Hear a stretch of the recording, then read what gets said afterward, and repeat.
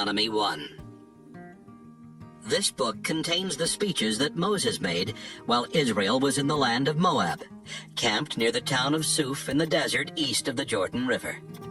The town of Paran was in one direction from their camp, and the towns of Tophel, Laban, Hazeroth, and Dizahab were in the opposite direction.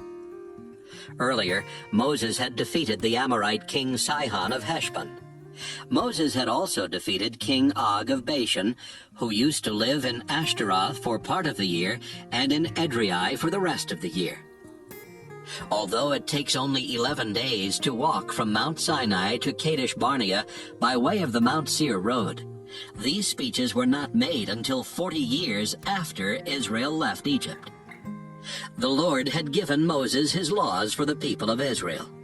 And on the first day of the 11th month, Moses began explaining those laws by saying, People of Israel, when we were in our camp at Mount Sinai, the Lord our God told us, You have stayed here long enough. Leave this place and go into the land that belongs to the Amorites and their neighbors the Canaanites. This land includes the Jordan River Valley, the hill country, the western foothills, the southern desert, the Mediterranean sea coast, the Lebanon mountains, and all the territory as far as the Euphrates River. I give you this land, just as I promised your ancestors Abraham, Isaac, and Jacob. Now you must go and take the land. Right after the Lord commanded us to leave Mount Sinai, I told you, Israel, being your leader is too big a job for one person. The Lord our God has blessed us. And so now there are as many of us as there are stars in the sky. God has even promised to bless us 1,000 times more, and I pray that he will. But I cannot take care of all your problems and settle all your arguments alone. Each tribe must choose some experienced men who are known for their wisdom and understanding, and I will make those men the official leaders of their tribes. You answered, that's a good idea. Then I took these men, who were already wise and respected leaders, and I appointed them as your official leaders. Some of them became military officers in charge of groups of 1,000 or 100 or 50 or 10, and others became judges. I gave these judges the following instructions. When you settle legal cases, your decisions must be fair.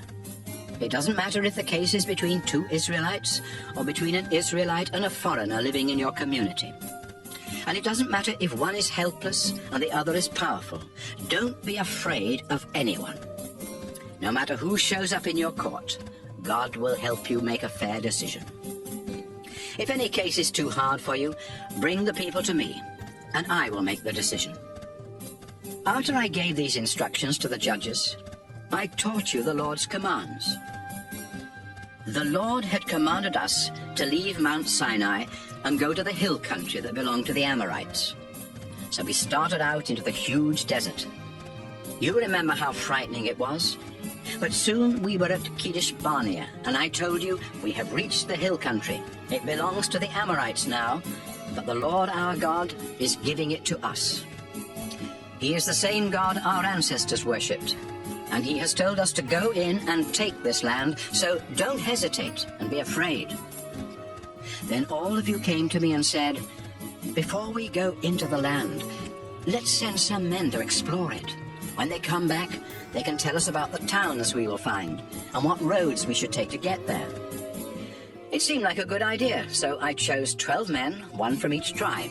They explored the hill country as far as Bunch Valley, and even brought back some of the fruit. They said, The Lord our God is giving us good land. You did not want to go into the land, and you refused to obey the Lord your God.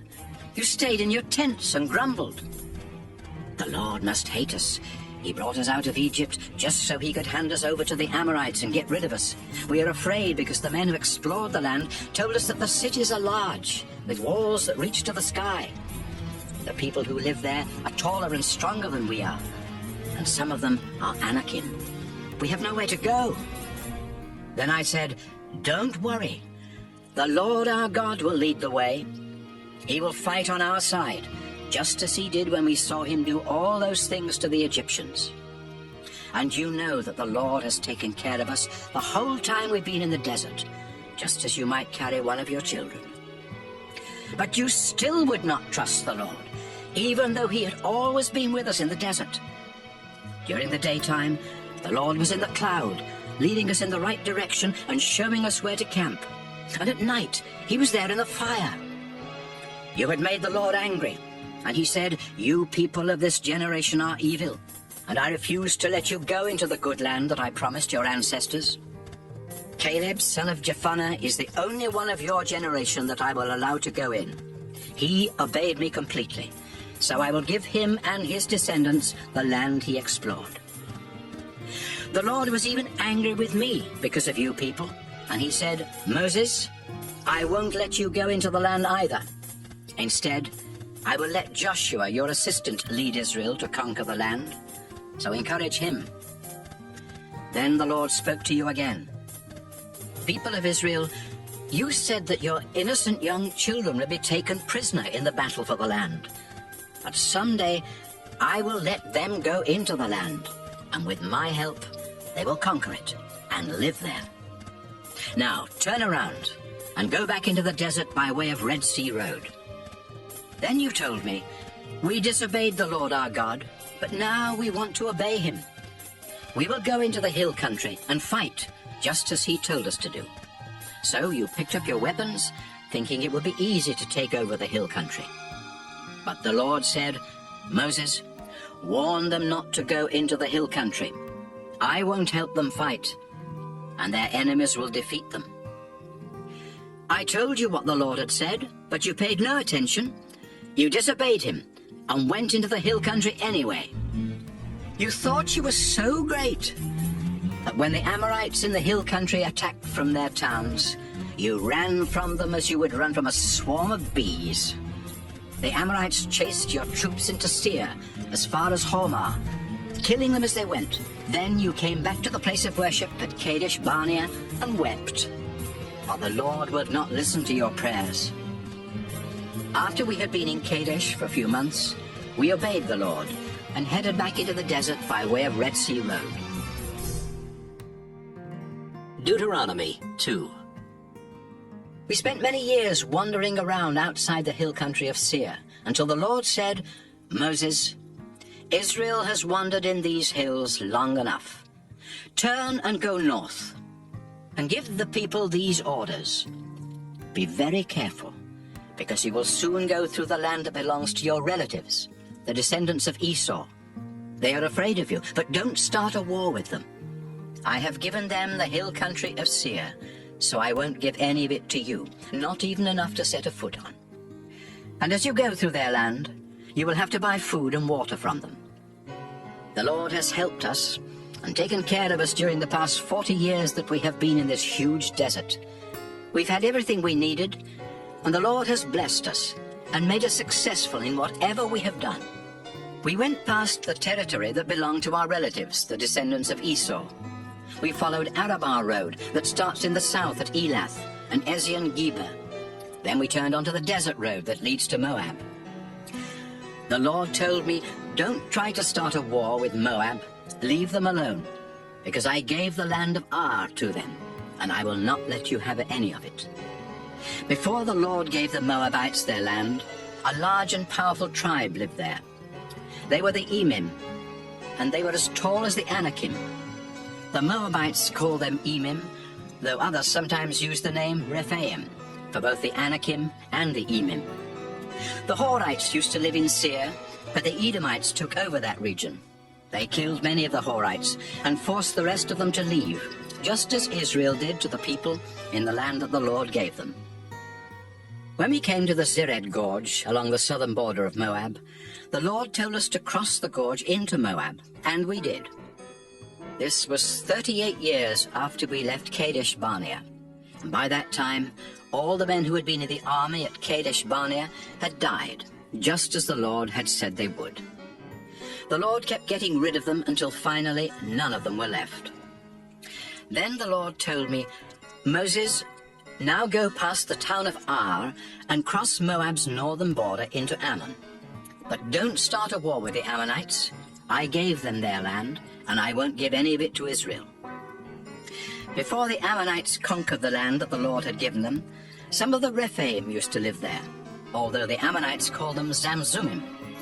The Zamzummim were a large and powerful tribe, and they were as tall as the Anakim. But the Lord helped the Ammonites, and they killed many of the Zamzummim and forced the rest to leave. Then the Ammonites settled there. The Lord helped them as he had helped the Edomites, who killed many of the Horites in Seir, and forced the rest to leave before settling there themselves. A group called the Avim used to live in villages as far south as Gaza, but the Philistines killed them and settled on their land. After we went through Ammon, the Lord told us, "Israel, pack up your possessions, take down your tents, and cross the Arnon River Gorge. The territory of the Amorite king Sihon of Heshbon lies on the other side of the river, but I now give you his land. So attack and take it. Today, I will start making all other nations afraid of you. They will tremble with fear when anyone mentions you, and they will be terrified when you show up." After we had crossed the Arnon and had set up camp in the Kedemoth desert, I sent messengers to King Sihon of Heshbon, telling him that his nation and ours could be at peace. I said, "Please let Israel go across your country. We will walk straight through without turning off the road. You can even sell us food and water, and we will pay with silver. We need to reach the Jordan River and cross it, because the Lord our God is giving us the land on the west side. The Edomites and Moabites have already let us cross their land. Please let us cross your land as well." But Sihon refused to let us go across his country, because the Lord made him stubborn and eager to fight us. The Lord told me, "I am going to help you defeat Sihon and take his land, so attack him."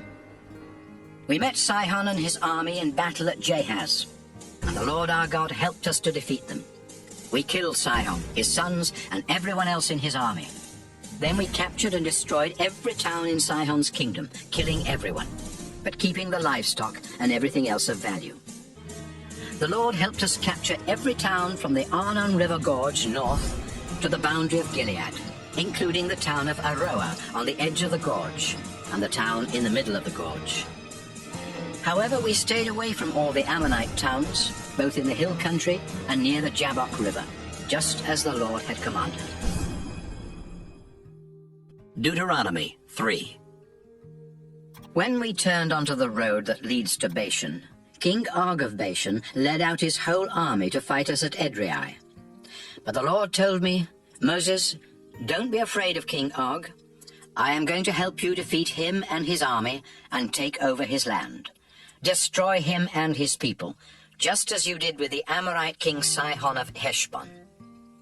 The Lord our God helped us destroy Og and his army and conquer his entire kingdom of Bashan, including the Argob region. His kingdom had lots of villages and 60 towns with high walls and gates that locked with bars. We completely destroyed them all, killing everyone, but keeping the livestock and everything else of value. Sihon and Og had ruled Amorite kingdoms east of the Jordan River.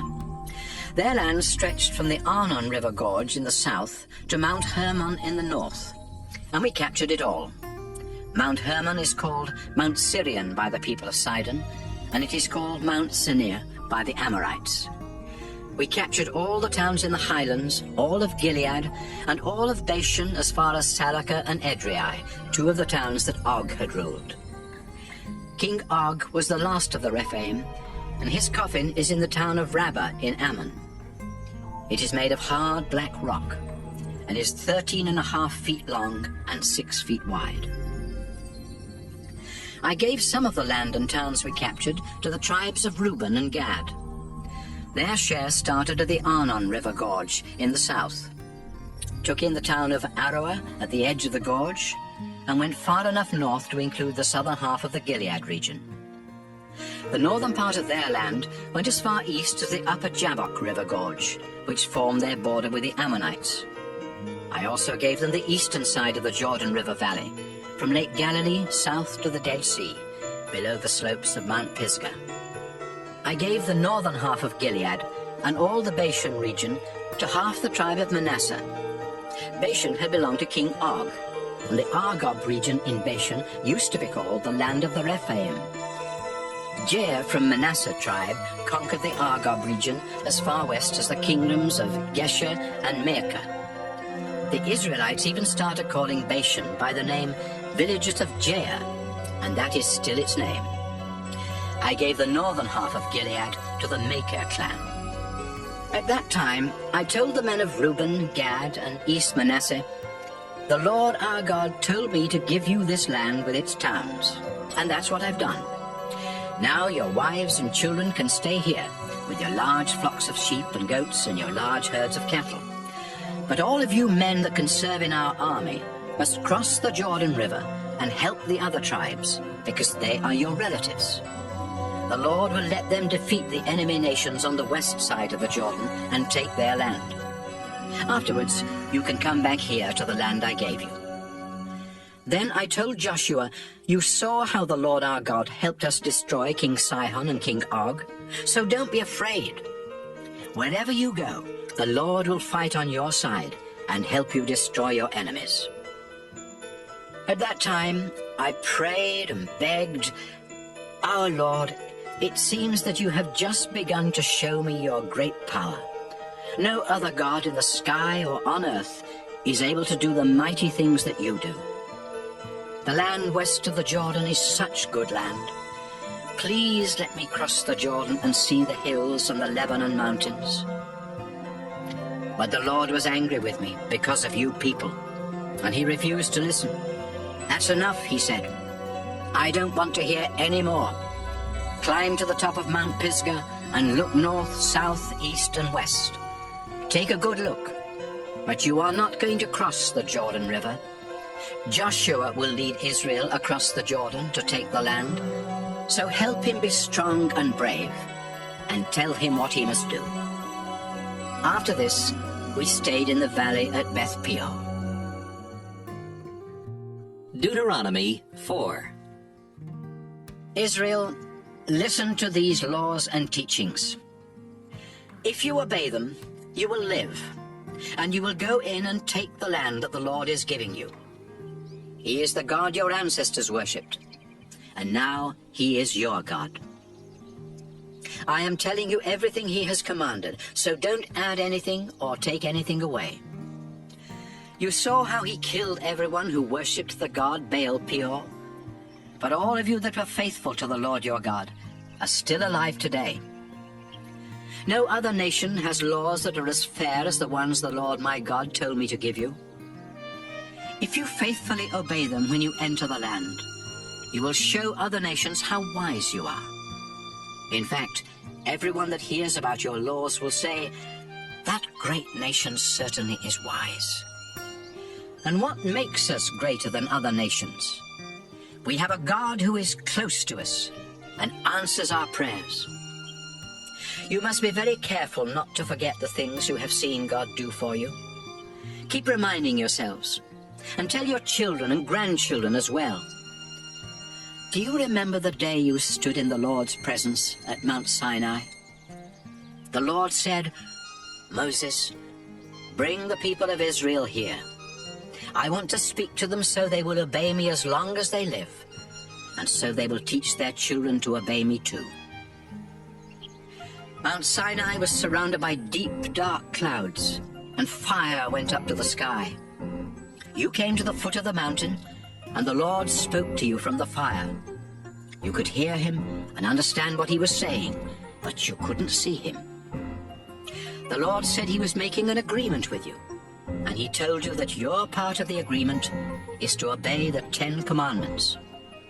Then the Lord wrote these commandments on 2 flat stones. That's when the Lord commanded me to give you the laws and teachings you must obey in the land that you will conquer west of the Jordan River. When God spoke to you from the fire, he was invisible. So be careful not to commit the sin of worshipping idols. Don't make idols to be worshipped, whether they are shaped like men, women, animals, birds, reptiles, or fish. And when you see the sun or moon or stars, don't be tempted to bow down and worship them. The Lord put them there for all the other nations to worship, But you are the Lord's people, because he led you through fiery trials and rescued you from Egypt. The Lord was angry at me because of what you said, and he told me that he would not let me cross the Jordan River into the good land that he is giving you. So I must stay here and die on this side of the Jordan. But you will cross the river and take the land. Always remember the agreement that the Lord your God made with you, and don't make an idol in any shape or form. The Lord will be angry if you worship other gods, and he can be like a fire destroying everything in its path. Soon you will cross the Jordan River and settle down in the land. Then in the years to come, you will have children, and they will give you grandchildren. After many years, you might lose your sense of right and wrong and make idols, even though the Lord your God hates them. So I am giving you fair warning today, and I call the earth and the sky as witnesses. If you ever make idols, the Lord will be angry, and you won't have long to live, because the Lord will let you be wiped out. Only a few of you will survive, and the Lord will force you to leave the land and will scatter you among the nations. There you will have to worship gods made of wood and stone, and these are nothing but idols that can't see or hear or eat or smell. In all of your troubles, you may finally decide that you want to worship only the Lord. And if you turn back to him and obey him completely, he will again be your God. The Lord your God will have mercy. He won't destroy you or desert you. The Lord will remember his promise, and he will keep the agreement he made with your ancestors. When the Lord your God brought you out of Egypt, you saw how he fought for you and showed his great power by performing terrifying miracles. You became his people, and at Mount Sinai you heard him talking to you out of fiery flames, and yet you were still alive. Has anything like this ever happened since the time God created humans? No matter where you go or who you ask, you will get the same answer. No one has ever heard of another God even trying to do such things as the Lord your God has done for you.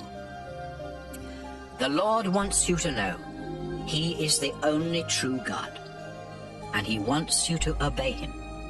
That's why he let you see his mighty miracles and his fierce fire on earth, and why you heard his voice from that fire and from the sky. The Lord loved your ancestors and decided that you would be his people. So the Lord used his great power to bring you out of Egypt. Now you face other nations more powerful than you are, but the Lord has already started forcing them out of their land and giving it to you. So remember that the Lord is the only true God, whether in the sky above or on the earth below. Today I am explaining his laws and teachings, and if you always obey them, you and your descendants will live long and be successful in the land the Lord is giving you. Moses said, People of Israel, you must set aside the following 3 towns east of the Jordan River as safe towns: Bezer in the desert highlands, belonging to the Reuben tribe; Ramoth in Gilead, belonging to the Gad tribe; and Golan in Bashan, belonging to the Manasseh tribe.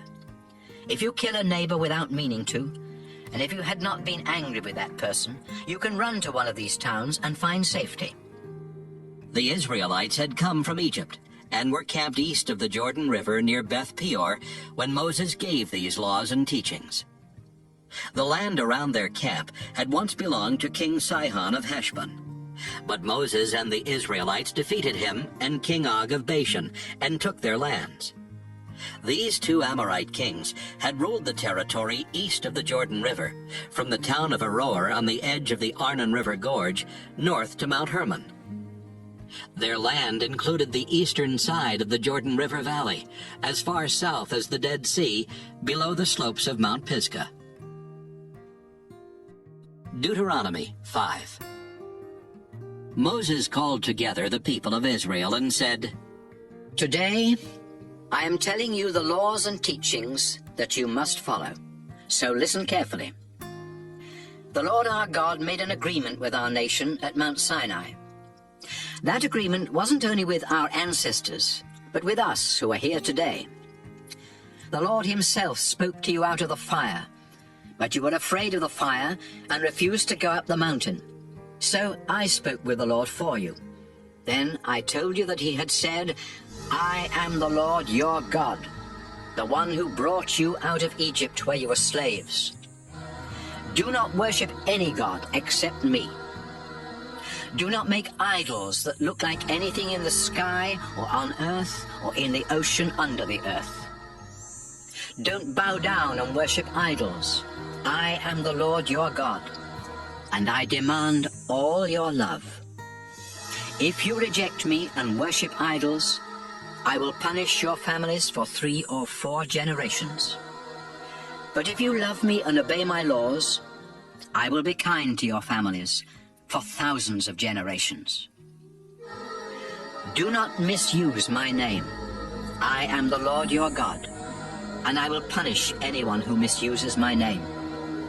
Show respect for the Sabbath day. It belongs to me. You have 6 days when you can do your work, but the 7th day of the week belongs to me, your God. No one is to work on that day, not you, your children, your oxen, or donkeys, or any other animal, not even those foreigners who live in your towns. And don't make your slaves do any work. This special day of rest will remind you that I reached out my mighty arm and rescued you from slavery in Egypt.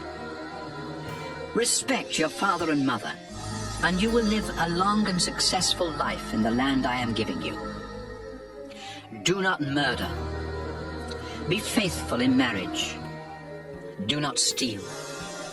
Do not tell lies about others. Do not want anything that belongs to someone else. Don't want anyone's wife or husband, house, land, slaves, oxen, donkeys, or anything else. When we were gathered on the mountain, the Lord spoke to us in a loud voice from the dark fiery cloud. The Lord gave us these commands, and only these. Then he wrote them on 2 flat stones and gave them to me. Moses said to Israel, When fire blazed from the mountain, and you heard the voice coming from the darkness, your tribal leaders came to me and said, Today the Lord our God has shown us how powerful and glorious he is. He spoke to us from the fire, and we learned that people can live even though God speaks to them. But we don't want to take a chance on being killed by that terrible fire, and if we keep on hearing the Lord's voice, we will die. Has anyone else ever heard the only true God speaking from fire as we have? And even if they have, would they live to tell about it? Moses, go up close and listen to the Lord. Then come back and tell us, and we will do everything he says. The Lord heard you and said, Moses, I heard what the people said to you, and I approve. I wish they would always worship me with fear and trembling, and be this willing to obey me. Then they and their children would always enjoy a successful life. Now tell them to return to their tents. But you come back here to me. After I tell you my laws and teachings, you will repeat them to the people, so they can obey these laws in the land I am giving them. Israel, you must carefully obey the Lord's commands. Follow them because they make a path that will lead to a long, successful life in the land the Lord your God is giving you. Deuteronomy 6. The Lord told me to give you these laws and teachings so you can obey them in the land he is giving you. Soon you will cross the Jordan River and take that land. And if you and your descendants want to live a long time, you must always worship the Lord and obey his laws. Pay attention, Israel. Our ancestors worshiped the Lord, and he promised to give us this land that is rich with milk and honey. Be careful to obey him, and you will become a successful and powerful nation. Listen, Israel. The Lord our God is the only true God. So love the Lord your God with all your heart, soul, and strength. Memorize his laws and tell them to your children over and over again. Talk about them all the time, whether you're at home or walking along the road or going to bed at night or getting up in the morning. Write down copies and tie them to your wrists and foreheads to help you obey them. Write these laws on the door frames of your homes and on your town gates. The Lord promised your ancestors, Abraham, Isaac, and Jacob, that he would give you this land. Now he will take you there and give you large towns with good buildings that you didn't build, and houses full of good things that you didn't put there. The Lord will give you wells that you didn't have to dig, and vineyards and olive orchards that you didn't have to plant. But when you have eaten so much that you can't eat any more, don't forget it was the Lord who set you free from slavery and brought you out of Egypt. Worship and obey the Lord your God with fear and trembling, and promise that you will be loyal to him. Don't have anything to do with gods that are worshipped by the nations around you. If you worship other gods, the Lord will be furious and wipe you off the face of the earth. The Lord your God is with you, so don't try to make him prove that he can help you, as you did at Massah. Always obey the laws that the Lord has given you, and live in a way that pleases him. Then you will be able to go in and take this good land from your enemies, just as he promised your ancestors. Someday your children will ask, why did the Lord give us these laws and teachings? Then you will answer, we were slaves of the king of Egypt, but the Lord used his great power and set us free. We saw him perform miracles and make horrible things happen to the king, his officials, and everyone else. The Lord rescued us from Egypt so he could bring us into this land, as he had promised our ancestors. That's why the Lord our God demands that we obey his laws and worship him with fear and trembling. And if we do, he will protect us and help us be successful. Deuteronomy 7. people of Israel, the Lord your God will help you take the land of the Hittites, the Girgashites, the Amorites, the Canaanites, the Perizzites, the Hivites, and the Jebusites. These 7 nations have more people and are stronger than Israel, but when you attack them, the Lord will force them out of the land. Then you must destroy them without mercy. Don't make any peace treaties with them, and don't let your sons and daughters marry any of them. If you do, those people will lead your descendants to worship other gods and to turn their backs on the Lord. That will make him very angry, and he will quickly destroy Israel.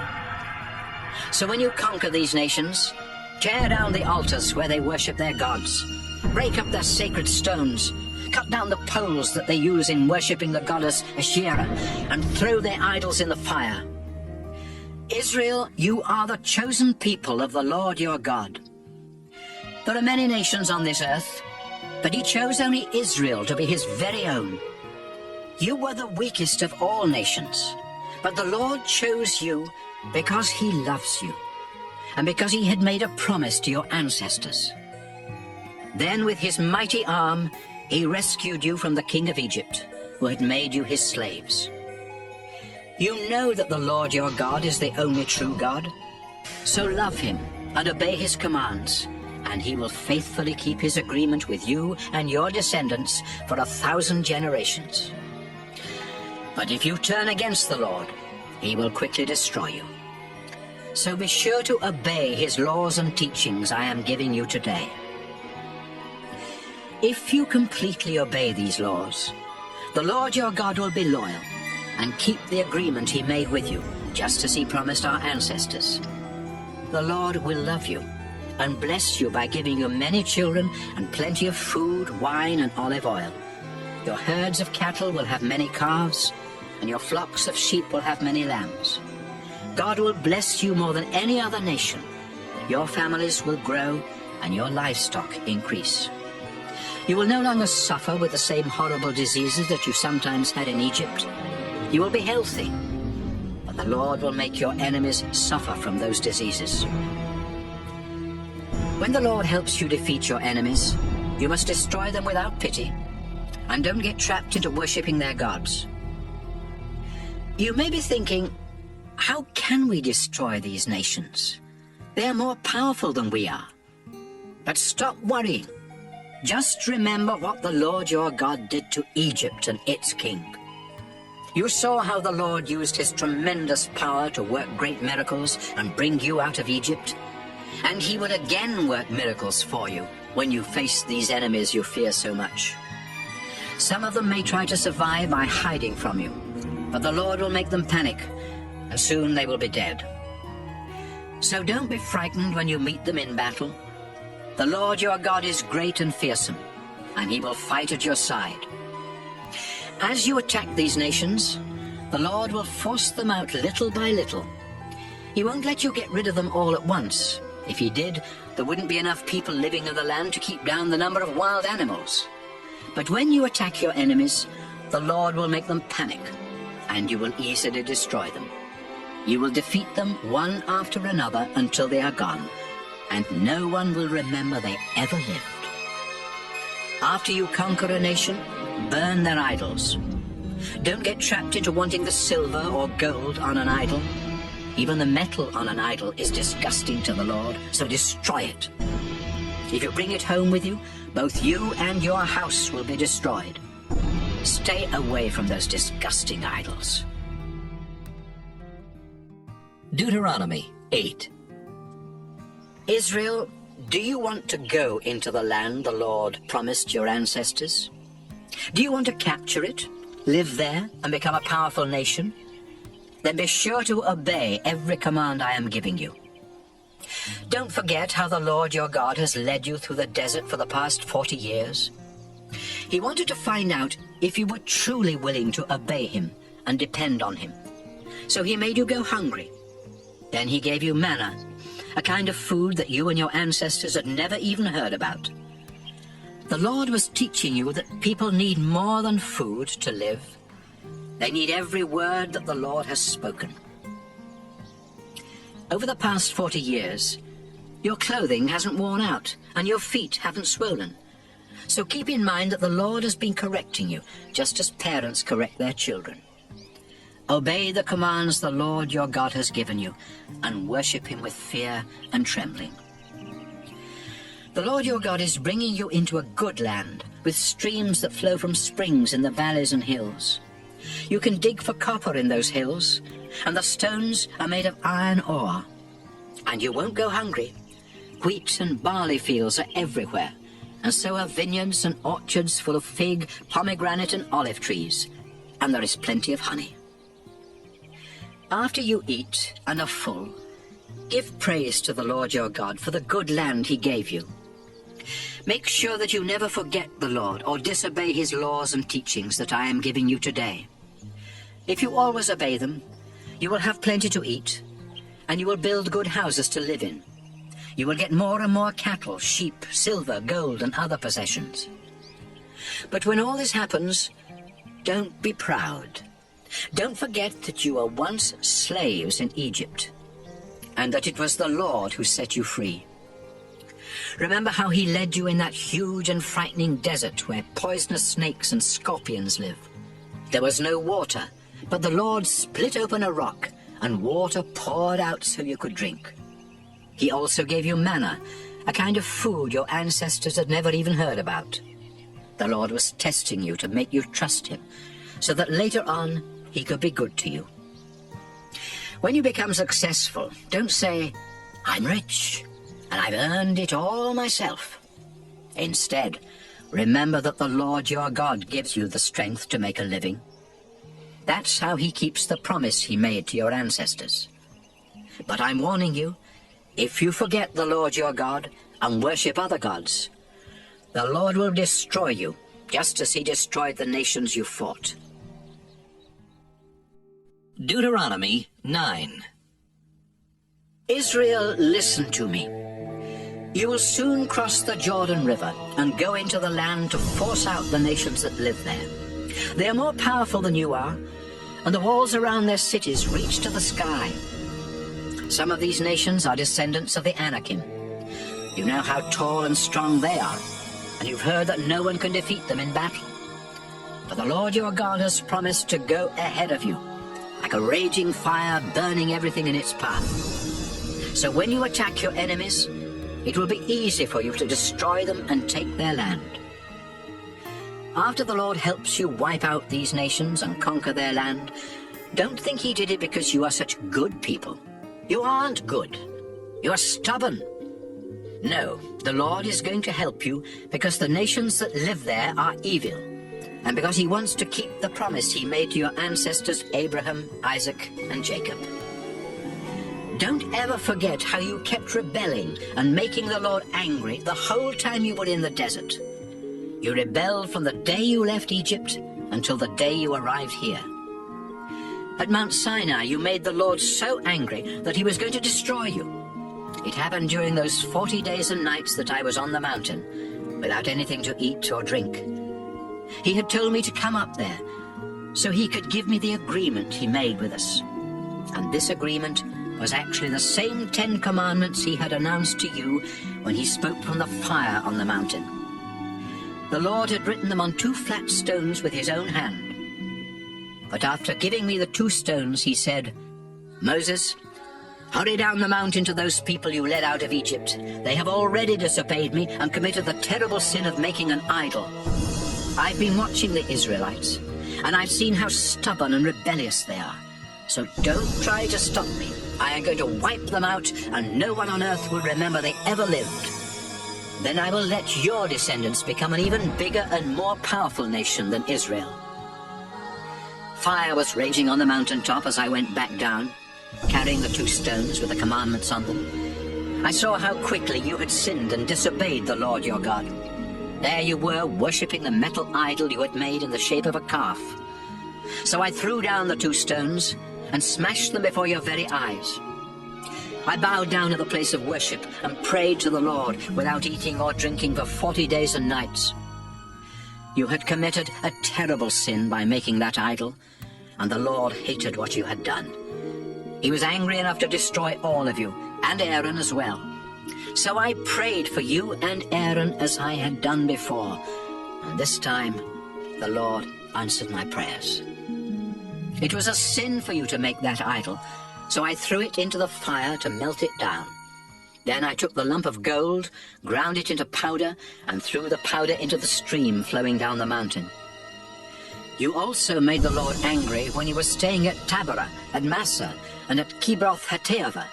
Then at Kadesh Barnea the Lord said, "I am giving you the land, so go ahead and take it." But since you didn't trust the Lord, you rebelled and disobeyed his command. In fact, you've rebelled against the Lord for as long as he has known you. After you had made the idol in the shape of a calf, the Lord said he was going to destroy you.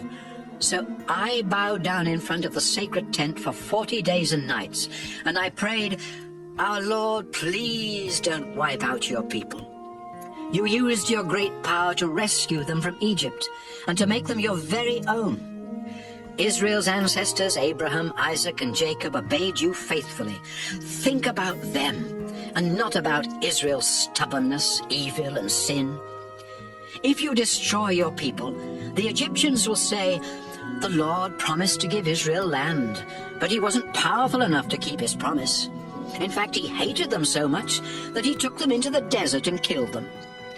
But you, our Lord, chose the people of Israel to be your own, and with your mighty power you rescued them from Egypt. Deuteronomy 10. The Lord told me to chisel out 2 flat stones, just like the ones he had given me earlier. He also commanded me to make a wooden chest, then come up the mountain and meet with him.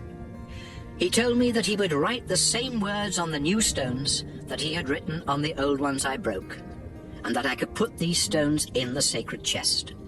So I made a chest out of acacia wood, and I chiseled 2 flat stones like the ones I broke. Then I carried the stones up the mountain, where the Lord wrote the 10 commandments on them, just as he had done the first time. The commandments were exactly what he had announced from the fire when you were gathered at the mountain. After the Lord returned the stones to me, I took them down the mountainside and put them in the chest just as he had commanded, and they are still there. Later, we set up camp at the wells belonging to the descendants of Jachin. Then we moved on and camped at Mount Seir, where Aaron died and was buried, and his son Eleazar became the priest. Next, we camped at Gudgoda, and then at Jotbatha, where there are flowing streams. After I put the 2 stones in the sacred chest, the Lord chose the tribe of Levi, not only to carry the chest, but also to serve as his priests at the place of worship, and to bless the other tribes in his name. And they still do these things. The Lord promised that he would always provide for the tribe of Levi, and that's why he won't give them any land when he divides it among the other tribes. When I had taken the second set of stones up the mountain, I spent 40 days and nights there, just as I had done before. Once again, the Lord answered my prayer and did not destroy you. Instead, he told me, "Moses, get ready to lead the people into the land that I promised their ancestors." People of Israel, what does the Lord your God want from you? The Lord wants you to respect and follow him, to love and serve him with all your heart and soul, and to obey his laws and teachings that I am giving you today. Do this, and all will go well for you. Everything belongs to the Lord your God, not only the earth and everything on it, but also the sky and the highest heavens.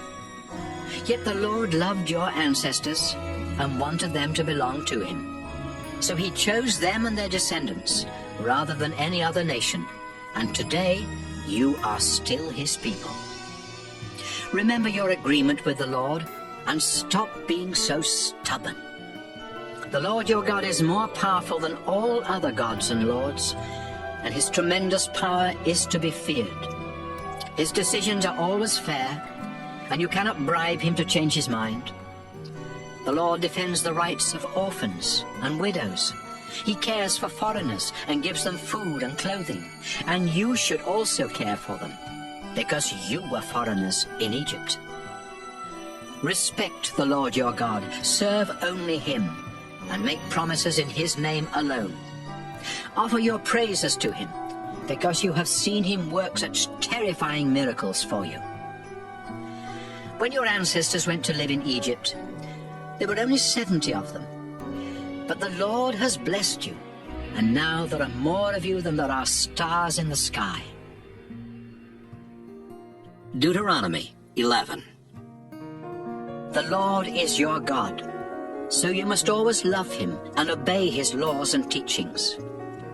Remember, he corrected you and not your children. You are the ones who saw the Lord use his great power when he worked miracles in Egypt, making terrible things happen to the king and all his people. And when the Egyptian army chased you in their chariots, you saw the Lord drown them and their horses in the Red Sea. Egypt still suffers from that defeat. You saw what the Lord did for you while you were in the desert, right up to the time you arrived here. And you saw how the Lord made the ground open up in the middle of our camp, underneath the tents of Dathan and Abiram, who were swallowed up along with their families, their animals, and their tents. With your own eyes you saw the Lord's mighty power do all these things. Soon you will cross the Jordan River, and if you obey the laws and teachings I'm giving you today, you will be strong enough to conquer the land that the Lord promised your ancestors and their descendants. It's rich with milk and honey, and you will live there and enjoy it for a long time. It's better land than you had in Egypt, where you had to struggle just to water your crops. But the hills and valleys in the promised land are watered by rain from heaven, because the Lord your God keeps his eye on this land and takes care of it all year long.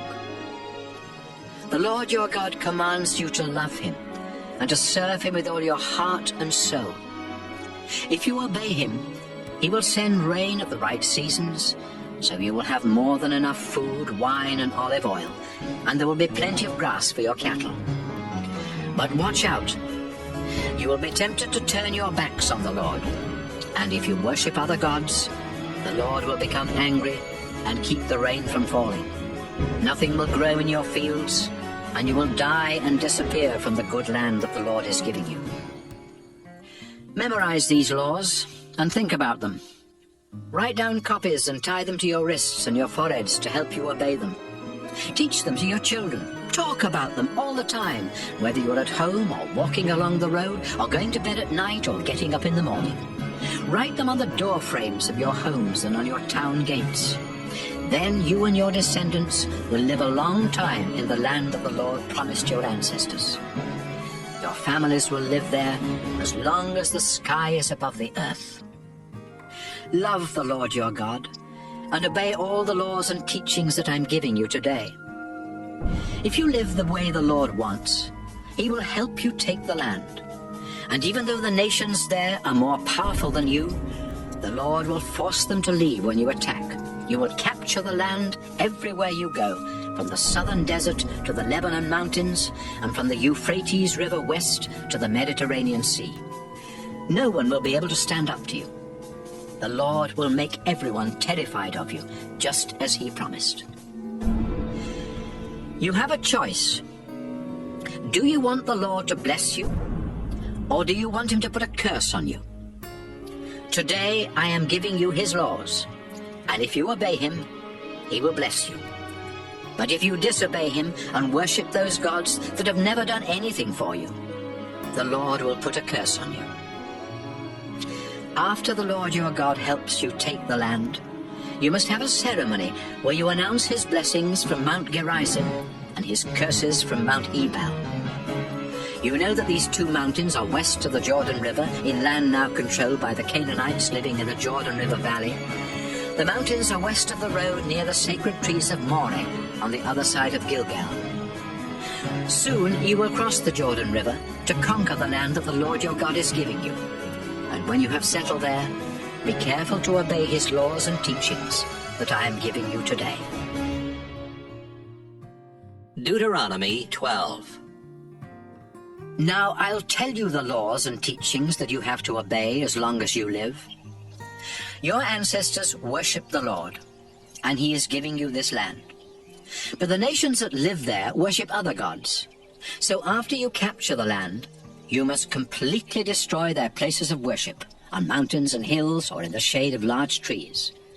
Wherever these nations worship their gods, you must tear down their altars, break their sacred stones, burn the sacred poles used in worshipping the goddess Asherah, and smash their idols to pieces. Destroy these places of worship so completely that no one will remember they were ever there. Don't worship the Lord your God in the way those nations worship their gods. Soon you will cross the Jordan, and the Lord will help you conquer your enemies and let you live in peace there in the land he has given you. But after you are settled, life will be different. You must not offer sacrifices just anywhere you want to. Instead, the Lord will choose a place somewhere in Israel where you must go to worship him.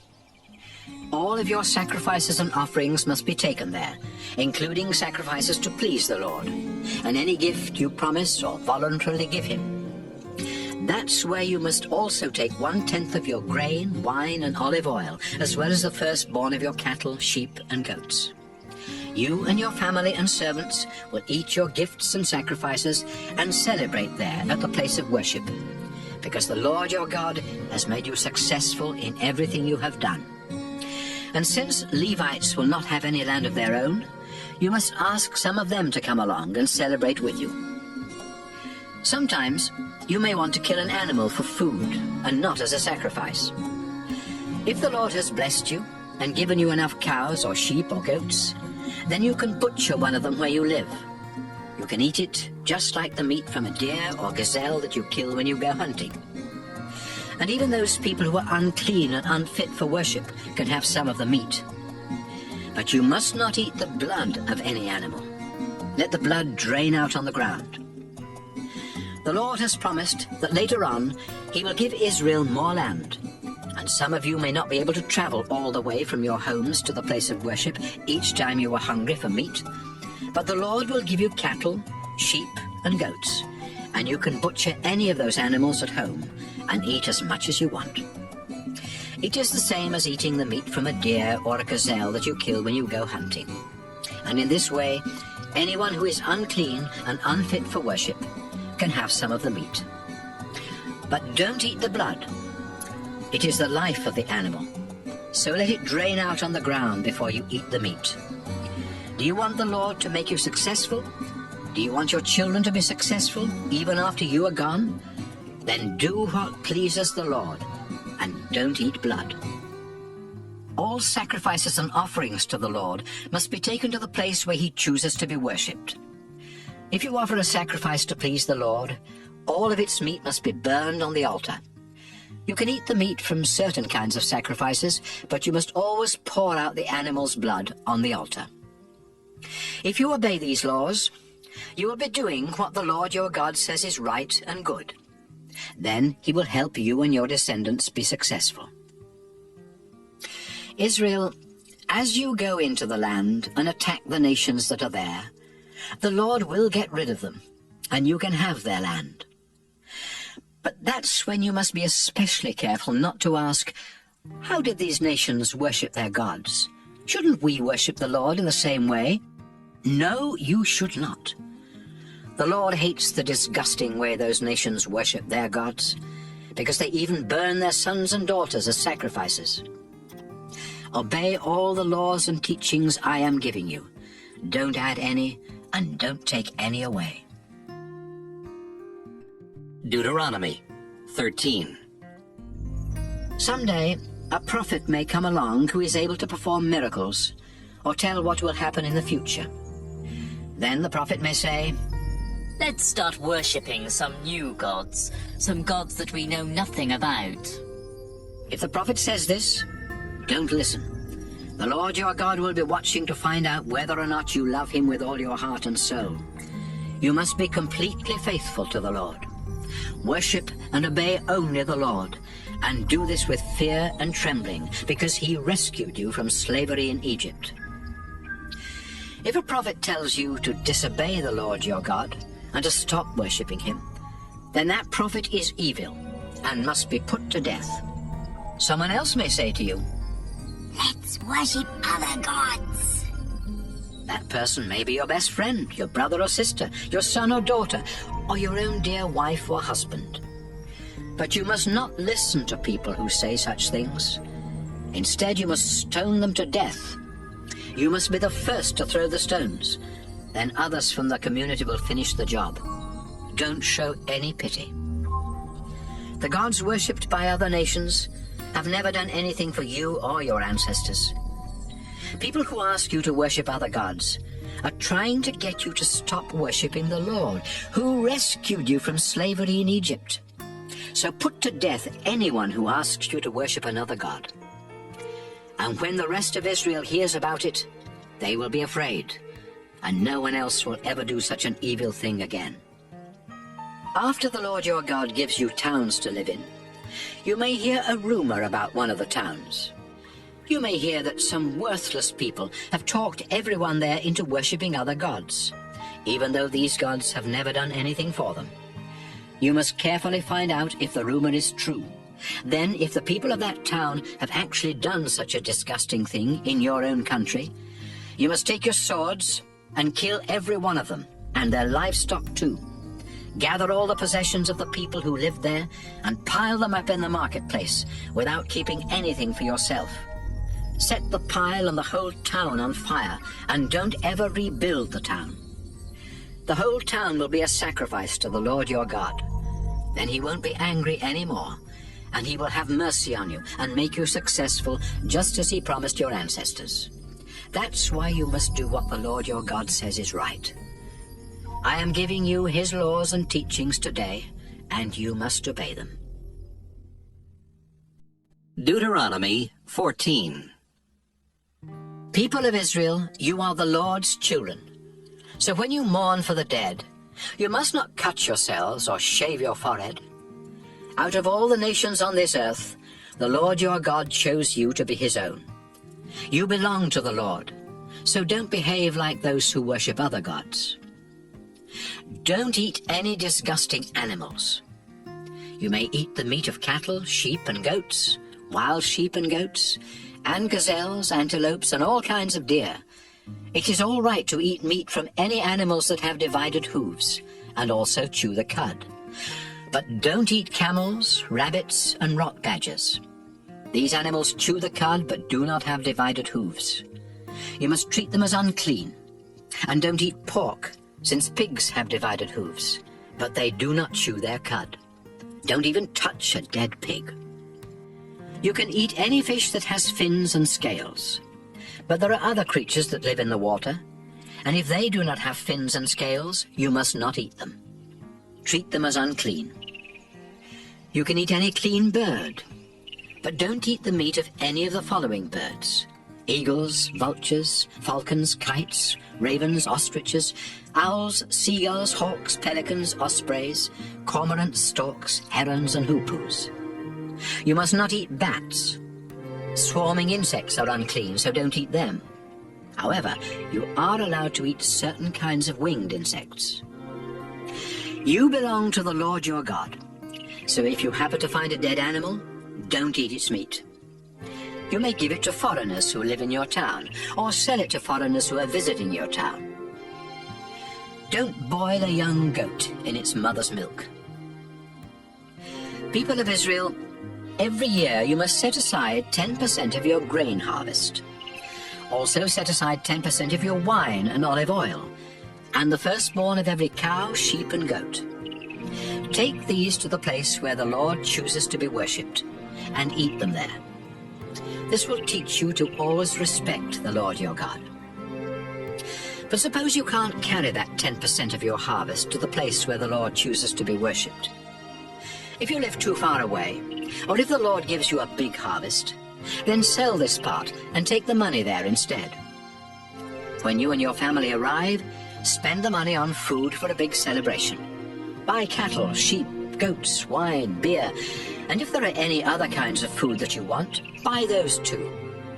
And since people of the Levi tribe won't own any land for growing crops, remember to ask the Levites to celebrate with you. Every third year, instead of using the 10% of your harvest for a big celebration, bring it into town and put it in a community storehouse. The Levites have no land of their own, so you must give them food from the storehouse. You must also give food to the poor who live in your town, including orphans, widows, and foreigners. If they have enough to eat, then the Lord your God will be pleased and make you successful in everything you do. Deuteronomy 15. Every 7 years, you must announce, "The Lord says loans do not need to be paid back." Then, if you have loaned money to another Israelite, you can no longer ask for payment. This law applies only to loans you have made to other Israelites. Foreigners will still have to pay back what you have loaned them. No one in Israel should ever be poor. The Lord your God is giving you this land, and he has promised to make you very successful if you obey his laws and teachings that I'm giving you today. You will lend money to many nations, but you won't have to borrow. You will rule many nations, but they won't rule you. After the Lord your God gives land to each of you, there may be poor Israelites in the town where you live. If there are, then don't be mean and selfish with your money. Instead, be kind and lend them what they need. Be careful. Don't say to yourself, Soon it'll be the 7th year, and then I won't be able to get my money back. it would be horrible for you to think that way and to be so selfish that you refuse to help the poor. They are your relatives, and if you don't help them, they may ask the Lord to decide whether you have done wrong, and he will say that you are guilty. You should be happy to give the poor what they need, because then the Lord will make you successful in everything you do. There will always be some Israelites who are poor and needy. That's why I am commanding you to be generous with them. If any of you buy Israelites as slaves, you must set them free after 6 years. And don't just tell them they are free to leave. Give them sheep and goats and a good supply of grain and wine. The more the Lord has given you, the more you should give them. I am commanding you to obey the Lord as a reminder that you were slaves in Egypt before he set you free. But one of your slaves may say, I love you and your family, and I would be better off staying with you, so please don't make me leave. Take the slave to the door of your house and push a sharp metal rod through one earlobe and into the door. Such slaves will belong to you for life, whether they are men or women. Don't complain when you have to set a slave free. After all, you got 6 years of service at half the cost of hiring someone to do the work. If the firstborn animal of a cow or sheep or goat is a male, it must be given to the Lord. Don't put firstborn cattle to work or cut wool from firstborn sheep. Instead, each year you must take the firstborn of these animals to the place where the Lord your God chooses to be worshipped. You and your family will sacrifice them to the Lord and then eat them as part of a sacred meal. But if the animal is lame or blind or has something else wrong with it, you must not sacrifice it to the Lord your God. You can butcher it where you live and eat it just like the meat of a deer or gazelle that you kill while hunting. Even those people who are unclean and unfit for worship can have some. But you must never eat the blood of an animal. Let it drain out on the ground. Deuteronomy 16. People of Israel, you must celebrate Passover in the month of Abib, because one night in that month years ago, the Lord your God rescued you from Egypt. The Passover sacrifice must be a cow, a sheep, or a goat, and you must offer it at the place where the Lord chooses to be worshipped. Eat all of the meat of the Passover sacrifice that same night. But don't serve bread made with yeast at the Passover meal. Serve the same kind of thin bread that you ate when you were slaves suffering in Egypt, and when you had to leave Egypt quickly. As long as you live, this thin bread will remind you of the day you left Egypt. For 7 days following Passover, don't make any bread with yeast. In fact, there should be no yeast anywhere in Israel. Don't offer the Passover sacrifice in just any town where you happen to live. It must be offered at the place where the Lord chooses to be worshipped. Kill the sacrifice at sunset, the time of day when you left Egypt. Then cook it and eat it there at the place of worship, returning to your tents the next morning. Eat thin bread for the next 6 days. Then on the 7th day, don't do any work. Instead, come together and worship the Lord. 7 weeks after you start your grain harvest, go to the place where the Lord chooses to be worshipped and celebrate the harvest festival in honor of the Lord your God. Bring him an offering as large as you can afford, depending on how big a harvest he has given you. Be sure to take along your sons and daughters and all your servants. Also invite the poor, including Levites, foreigners, orphans, and widows. Remember that you used to be slaves in Egypt, so obey these laws. After you have finished the grain harvest and the grape harvest, take your sons and daughters and all your servants to the place where the Lord chooses to be worshipped. Celebrate the festival of shelters for 7 days. Also invite the poor, including Levites, foreigners, orphans, and widows.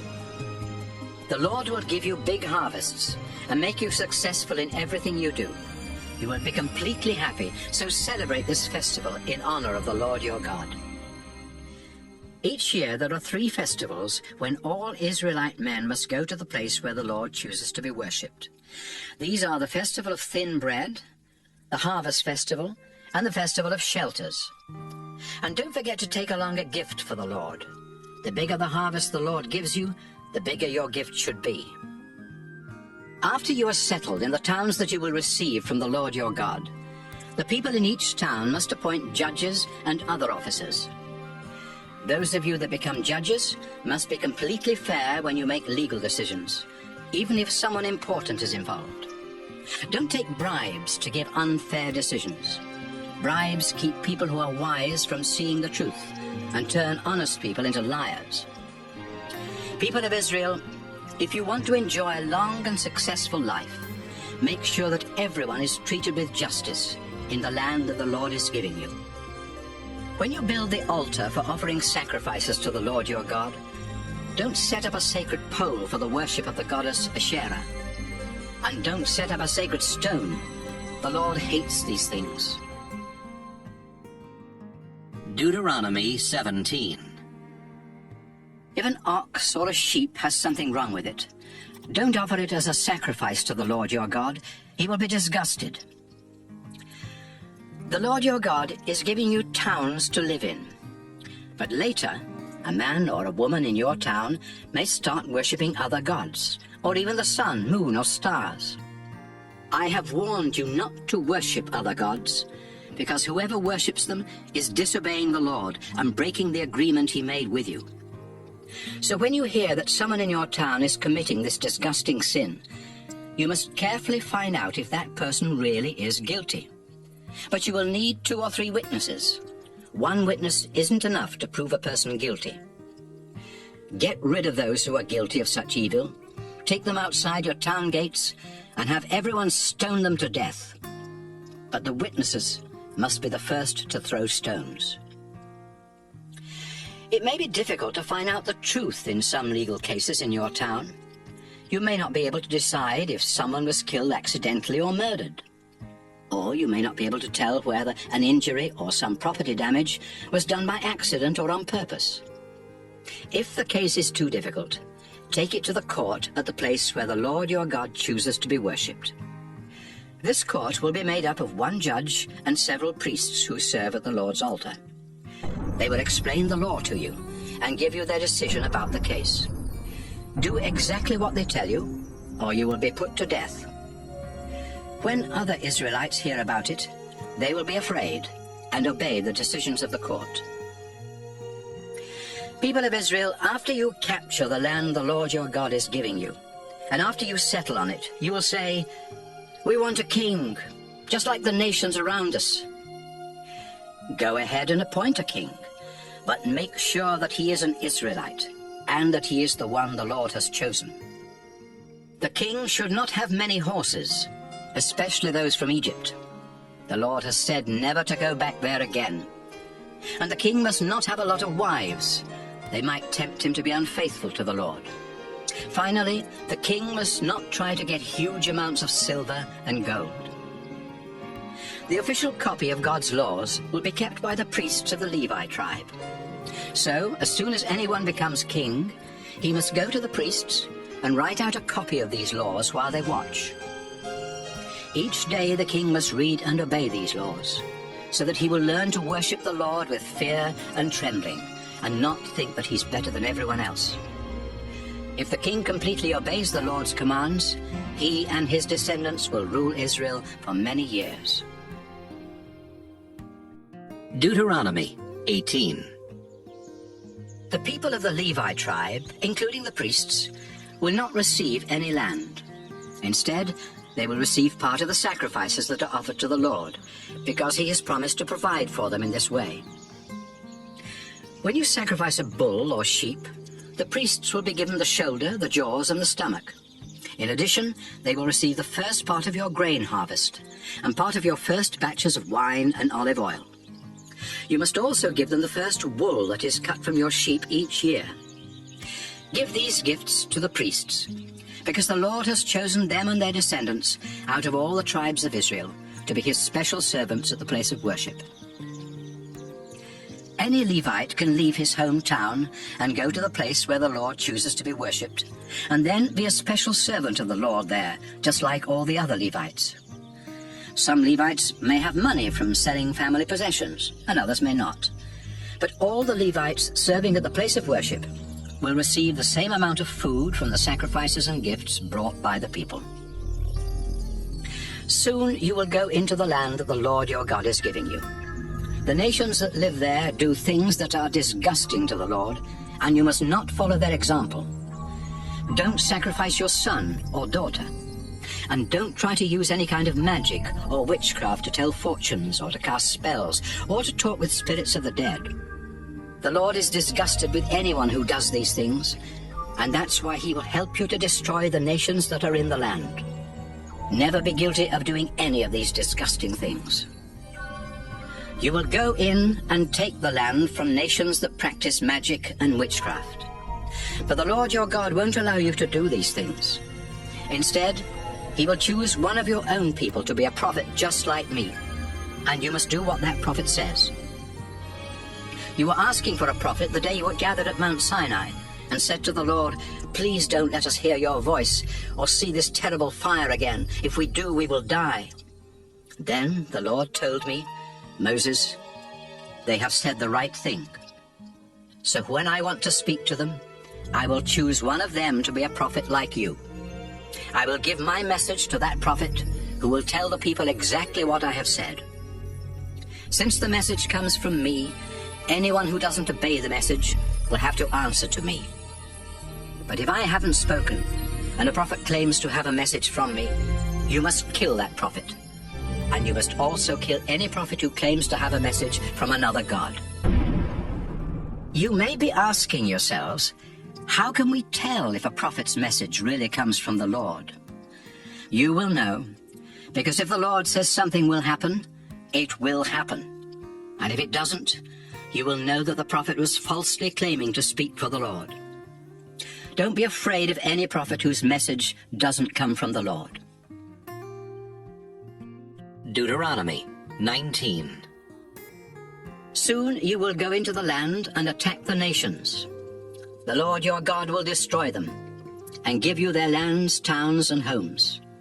Then, after you are settled, you must choose 3 of your towns to be safe towns. Divide the land into 3 regions, with one safe town near the middle of each, so that a safe town can be easily reached from anywhere in your land.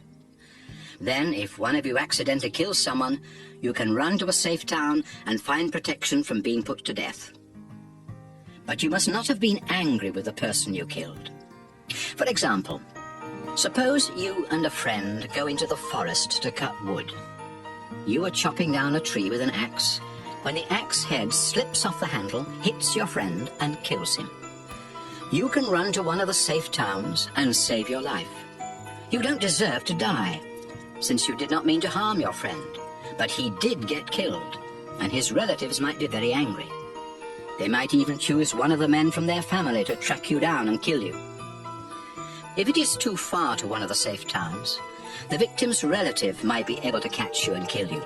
That's why I said there must be 3 safe towns. Israel, the Lord your God has promised that if you obey his laws and teachings I'm giving you, and if you always love him, then he will give you the land he promised your ancestors. When that happens, you must name 3 more safe towns in the new territory. You will need them, so innocent people won't be killed on your land while they are trying to reach a safe town that is too far away. You will be guilty of murder if innocent people lose their lives because you didn't name enough safe towns in the land the Lord your God will give you. But what if you really do commit murder? Suppose one of you hates a neighbor. So you wait in a deserted place, kill the neighbor, and run to a safe town. If that happens, the leaders of your town must send messengers to bring you back from the safe town. They will hand you over to one of the victim's relatives, who will put you to death. Israel, for the good of the whole country, you must kill anyone who murders an innocent person. Never show mercy to a murderer. In the land the Lord is giving you, there are already stones set up to mark the property lines between fields. So don't move those stones. Before you are convicted of a crime, at least 2 witnesses must be able to testify that you did it. If you accuse someone of a crime, but seem to be lying, then both you and the accused must be taken to the court at the place where the Lord is worshipped. There, the priests and judges will find out if you are lying or telling the truth. If you are lying, and the accused is innocent, then you will be punished without mercy. You will receive the same punishment the accused would have received if found guilty, whether it means losing an eye, a tooth, a hand, a foot, or even your life. Israel, the crime of telling lies in court must be punished. And when people hear what happens to witnesses that lie, everyone else who testifies in court will tell the truth. Deuteronomy 20. If you have to go to war, you may find yourselves facing an enemy army that is bigger than yours, and that has horses and chariots. But don't be afraid. The Lord your God rescued you from Egypt, and he will help you fight. Before you march into battle, a priest will go to the front of the army and say, "Soldiers of Israel, listen to me. Today, when you go into battle, don't be afraid of the enemy, and when you see them, don't panic. The Lord your God will fight alongside you and help you win the battle." Then the tribal officials will say to the troops, "If any of you have built a new house, but haven't yet moved in, you may go home.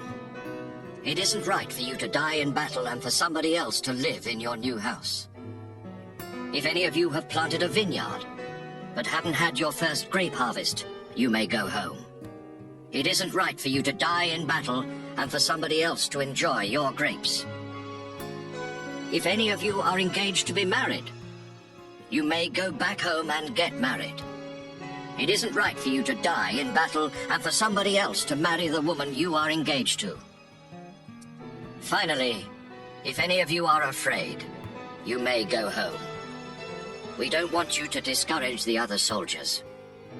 When the officials are finished giving these orders, they will appoint officers to be in command of the army.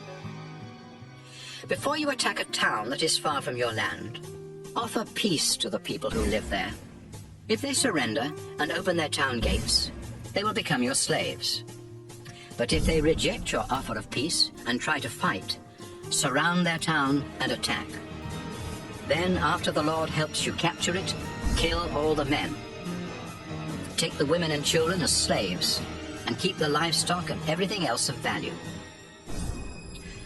Whenever you capture towns in the land the Lord your God is giving you, be sure to kill all the people and animals. He has commanded you to completely wipe out the Hittites, the Amorites, the Canaanites, the Perizzites, the Hivites, and the Jebusites. If you allow them to live, they will persuade you to worship their disgusting gods, and you will be unfaithful to the Lord. When you are attacking a town, don't chop down its fruit trees, not even if you have had the town surrounded for a long time. Fruit trees aren't your enemies, and they produce food that you can eat, so don't cut them down. You may need wood to make ladders and towers to help you get over the walls and capture the town, but use only trees that you know are not fruit trees. Deuteronomy 21. Suppose the body of a murder victim is found in a field in the land the Lord your God is giving you, and no one knows who the murderer is. The judges and other leaders from the towns around there must find out what town is the closest to where the body was found. The leaders from that town will go to their cattle herds and choose a young cow that has never been put to work. They and some of the priests will take this cow to a nearby valley where there is a stream but no crops. Once they reach the valley, the leaders will break the cow's neck. The priests must be there because the Lord your God has chosen them to be his special servants at the place of worship. The Lord has chosen them to bless the people in his name and to be judges in all legal cases whether property or injury is involved. The town leaders will wash their hands over the body of the dead cow and say, "We had no part in this murder, and we don't know who did it. But since an innocent person was murdered, we beg you, our Lord, to accept this sacrifice and forgive Israel. We are your people, and you rescued us. Please don't hold this crime against us." If you obey the Lord and do these things, he will forgive Israel. From time to time, you men will serve as soldiers and go off to war. The Lord your God will help you defeat your enemies, and you will take many prisoners. One of these prisoners may be a beautiful woman, and you may want to marry her. But first, you must bring her into your home and have her shave her head, cut her nails, get rid of her foreign clothes, and start wearing Israelite clothes. She will mourn a month for her father and mother. Then you can marry her. Later on, if you are not happy with the woman, you can divorce her and she can go free.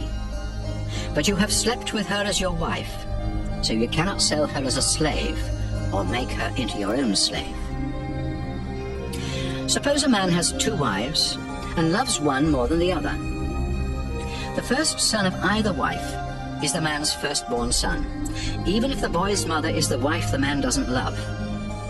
Later, when the man is near death and is dividing up his property, he must give a double share to his firstborn son, simply because he was the first to be born.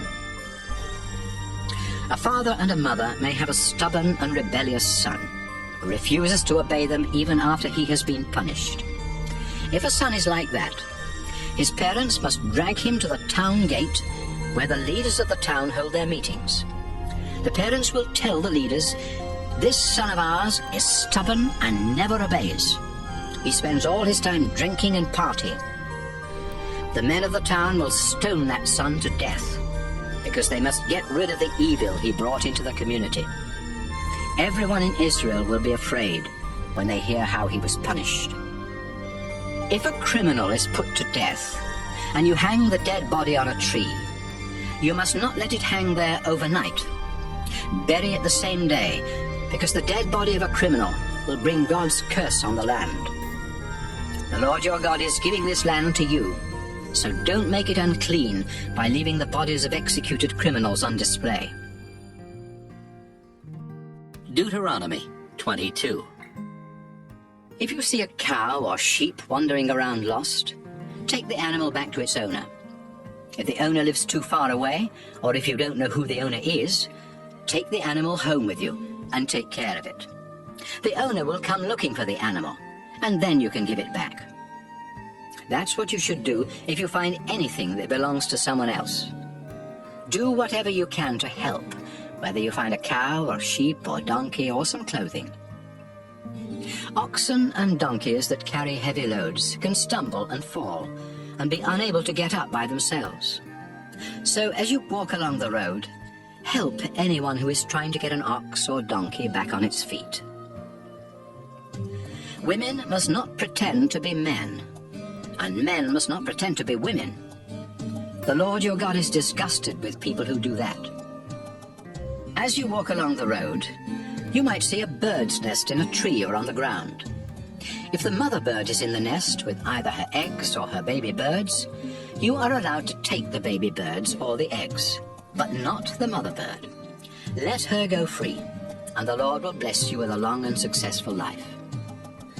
If you build a house, make sure to put a low wall around the edge of the flat roof. Then if someone falls off the roof and is killed, it won't be your fault. If you plant a vineyard, don't plant any other fruit tree or crop in it.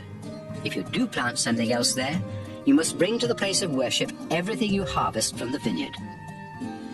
Don't hitch an ox and a donkey to your plow at the same time. When you weave cloth for clothing, you can use thread made of flax or wool, but not both together.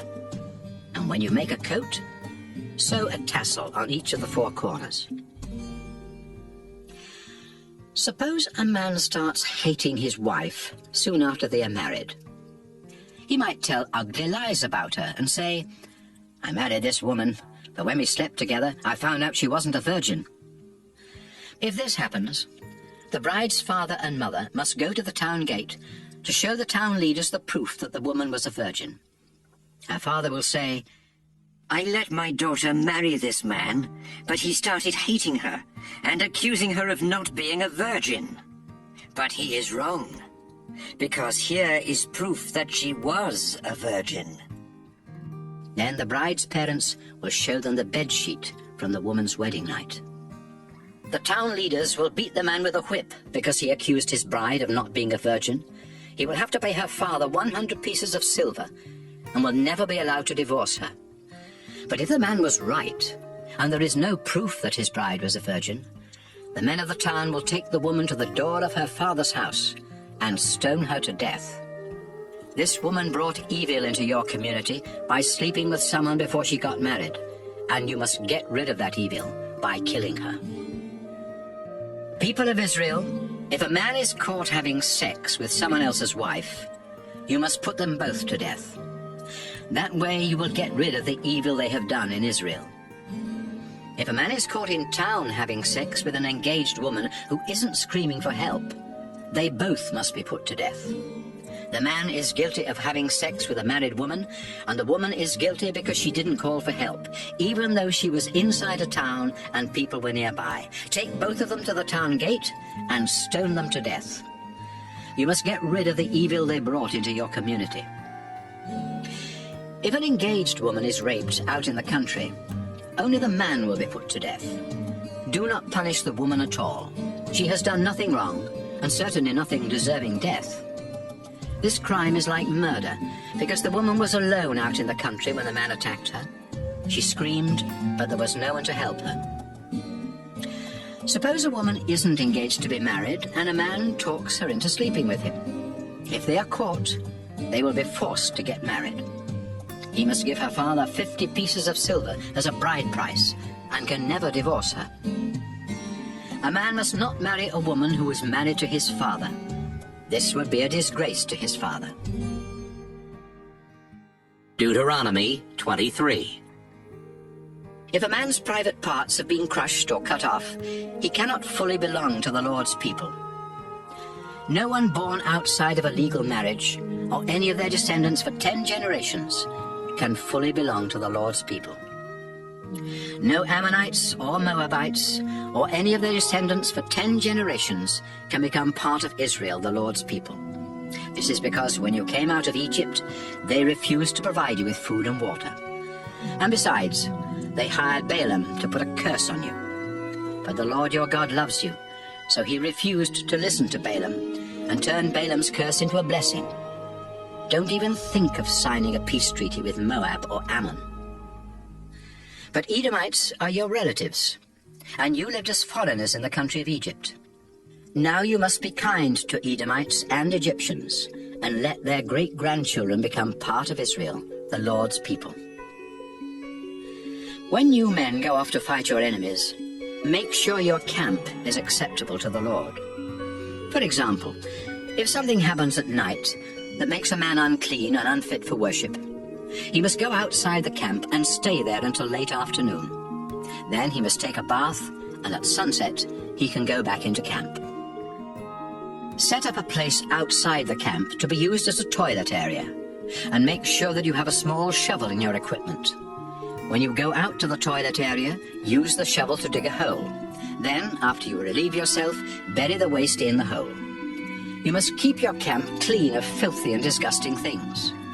The Lord is always present in your camp, ready to rescue you and give you victory over your enemies. But if he sees something disgusting in your camp, he may turn around and leave. When runaway slaves from other countries come to Israel and ask for protection, you must not hand them back to their owners. Instead, you must let them choose which one of your towns they want to live in. Don't be cruel to runaway slaves. People of Israel, don't any of you ever be temple prostitutes. The Lord your God is disgusted with men and women who are prostitutes of any kind, and he will not accept a gift from them, even if it had been promised to him. When you lend money, food, or anything else to another Israelite, you are not allowed to charge interest. You can charge a foreigner interest, but if you charge other Israelites interest, the Lord your God will not let you be successful in the land you are about to take. People of Israel, if you make a sacred promise to give a gift to the Lord, then do it as soon as you can. If the Lord has to come looking for the gift you promised, you will be guilty of breaking that promise. On the other hand, if you never make a sacred promise, you can't be guilty of breaking it. You must keep whatever promises you make to the Lord. After all, you are the one who chose to make the promises. If you go into a vineyard that belongs to someone else, you are allowed to eat as many grapes as you want while you are there. But don't take any with you when you leave.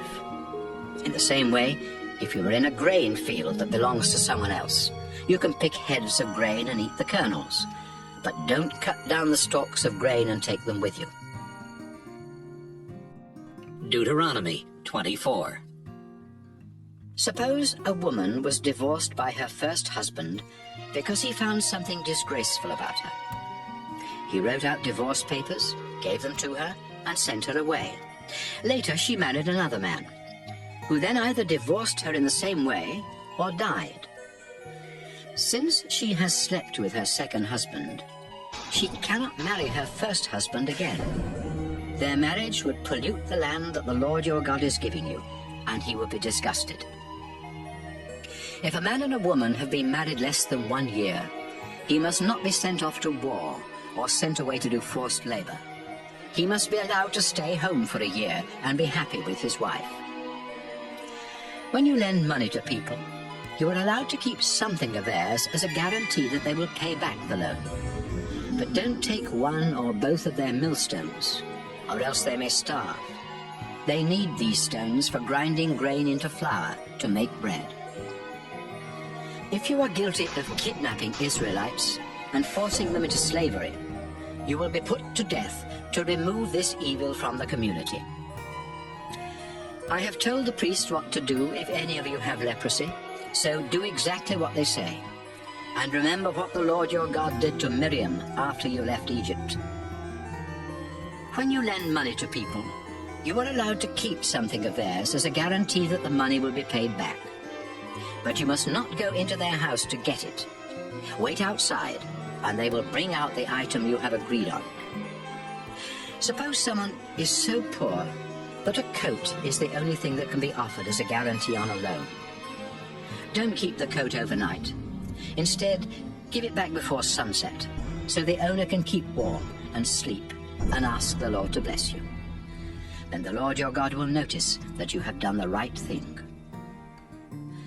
If you hire poor people to work for you, don't hold back their pay, whether they are Israelites or foreigners who live in your town. Pay them their wages at the end of each day, because they live in poverty and need the money to survive. If you don't pay them on time, they will complain about you to the Lord, and he will punish you. Parents must not be put to death for crimes committed by their children, and children must not be put to death for crimes committed by their parents. Don't put anyone to death for someone else's crime. Make sure that orphans and foreigners are treated fairly. And if you lend money to a widow and want to keep something of hers to guarantee that she will pay you back, don't take any of her clothes.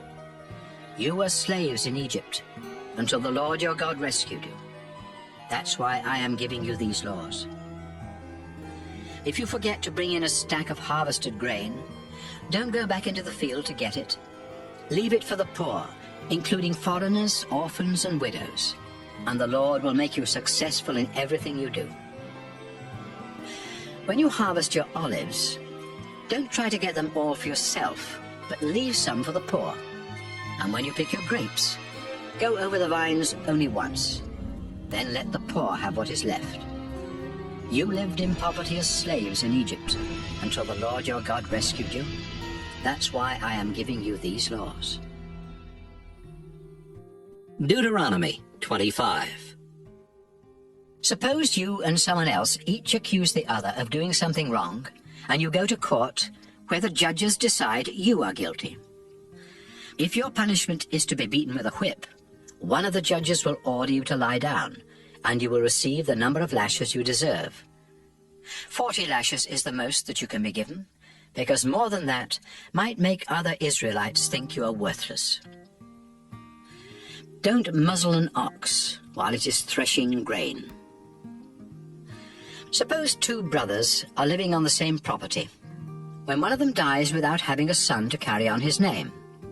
If this happens, his widow must not marry anyone outside the family.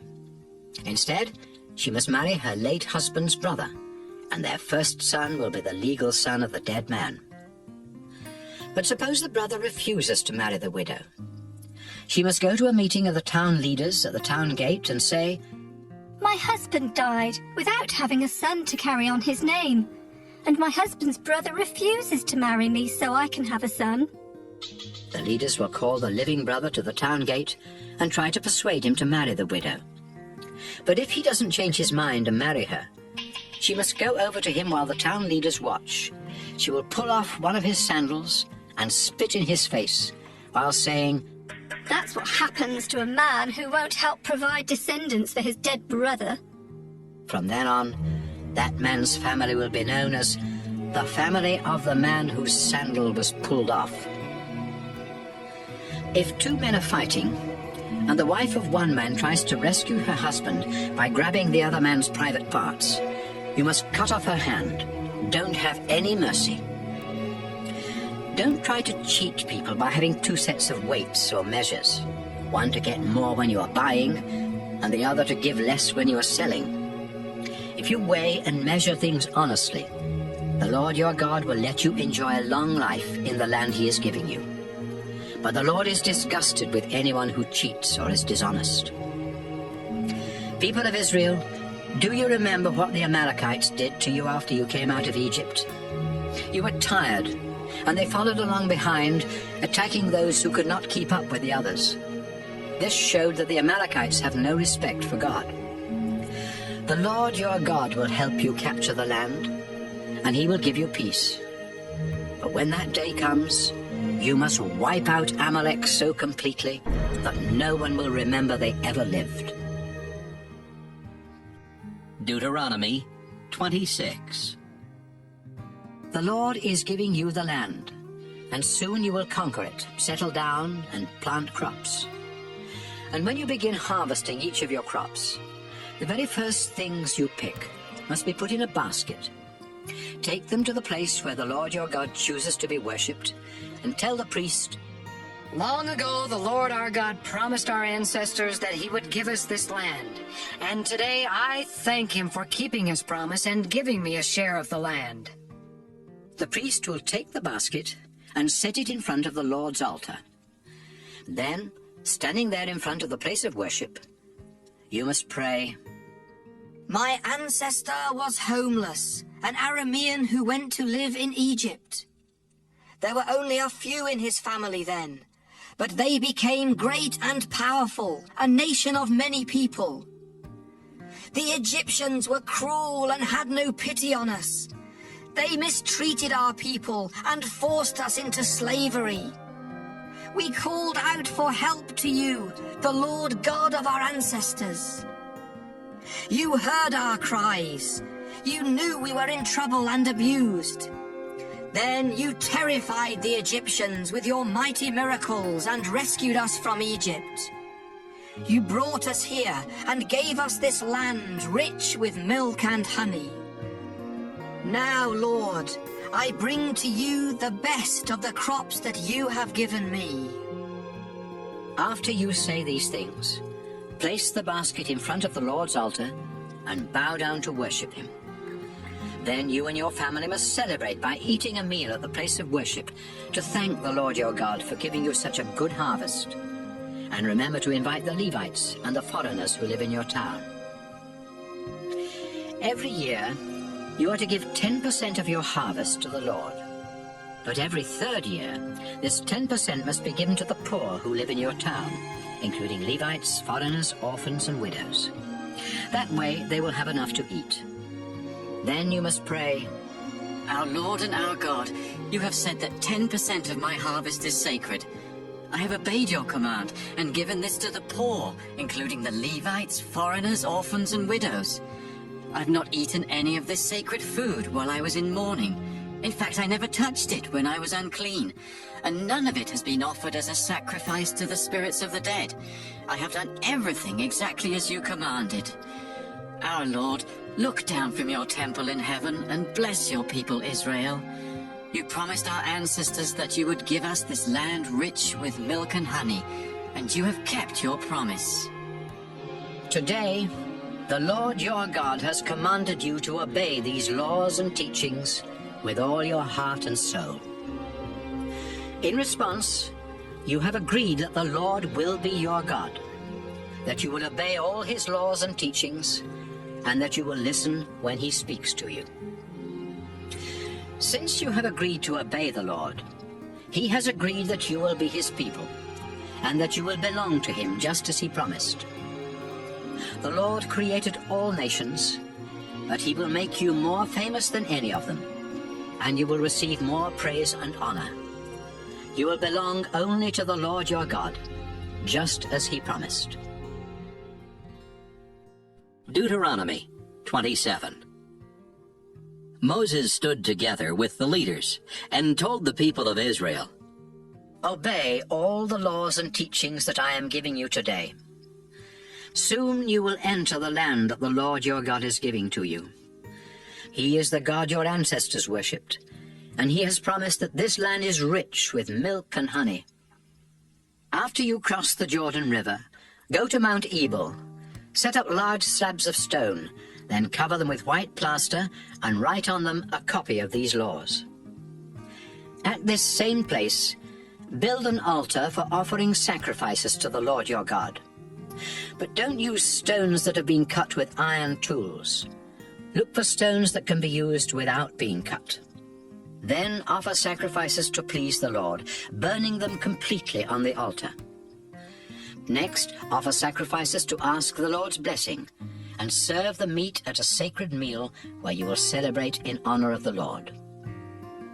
Don't forget to write out a copy of these laws on the stone slabs that you are going to set up. Make sure that the writing is easy to read.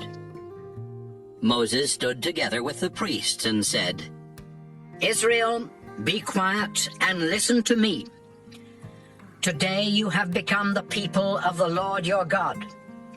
So you must obey his laws and teachings that I am giving you. That same day, Moses gave them the following instructions.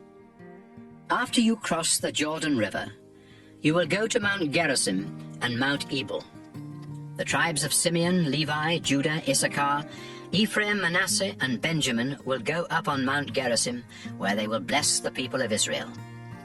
The tribes of Reuben, Gad, Asher, Zebulun, Dan, and Naphtali will go up on Mount Ebal, where they will agree to the curses.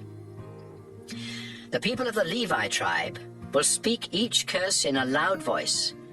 Then the rest of the people will agree to that curse by saying, Amen.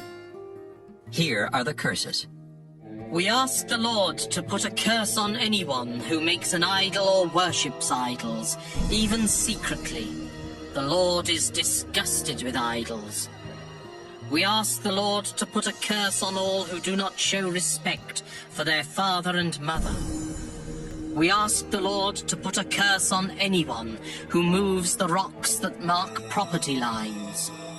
We ask the Lord to put a curse on anyone who tells blind people to go the wrong way. We ask the Lord to put a curse on anyone who keeps the poor from getting justice, whether these poor are foreigners, widows, or orphans. We ask the Lord to put a curse on any man who sleeps with his father's wife. That man has shown no respect for his father's marriage. We ask the Lord to put a curse on anyone who has sex with an animal. We ask the Lord to put a curse on any man who sleeps with his sister or his half-sister or his mother-in-law. We ask the Lord to put a curse on anyone who commits murder, even when there are no witnesses to the crime. We ask the Lord to put a curse on anyone who accepts money to murder an innocent victim. We ask the Lord to put a curse on anyone who refuses to obey his laws. And so to each of these curses, the people will answer, Amen. Deuteronomy 28. Today I am giving you the laws and teachings of the Lord your God. Always obey them, and the Lord will make Israel the most famous and important nation on earth, and he will bless you in many ways. The Lord will make your businesses and your farms successful. You will have many children. You will harvest large crops, and your herds of cattle and flocks of sheep and goats will produce many young. You will have plenty of bread to eat. The Lord will make you successful in your daily work. The Lord will help you defeat your enemies and make them scatter in all directions. The Lord your God is giving you the land, and he will make sure you are successful in everything you do. Your harvests will be so large that your storehouses will be full. If you follow and obey the Lord, he will make you his own special people, just as he promised. Then everyone on earth will know that you belong to the Lord, and they will be afraid of you. The Lord will give you a lot of children, and make sure that your animals give birth to many young. The Lord promised your ancestors that this land would be yours, and he will make it produce large crops for you. The Lord will open the storehouses of the skies, where he keeps the rain, and he will send rain on your land at just the right times. He will make you successful in everything you do. You will have plenty of money to lend to other nations, but you won't need to borrow any yourself. Obey the laws and teachings that I'm giving you today, and the Lord your God will make Israel a leader among the nations and not a follower. Israel will be wealthy and powerful, not poor and weak. But you must not reject any of his laws and teachings, or worship other gods. Israel, today I am giving you the laws and teachings of the Lord your God. And if you don't obey them all, he will put many curses on you. Your businesses and farms will fail. You won't have enough bread to eat.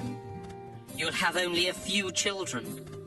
Your crops will be small, and your herds of cattle and flocks of sheep and goats won't produce many young.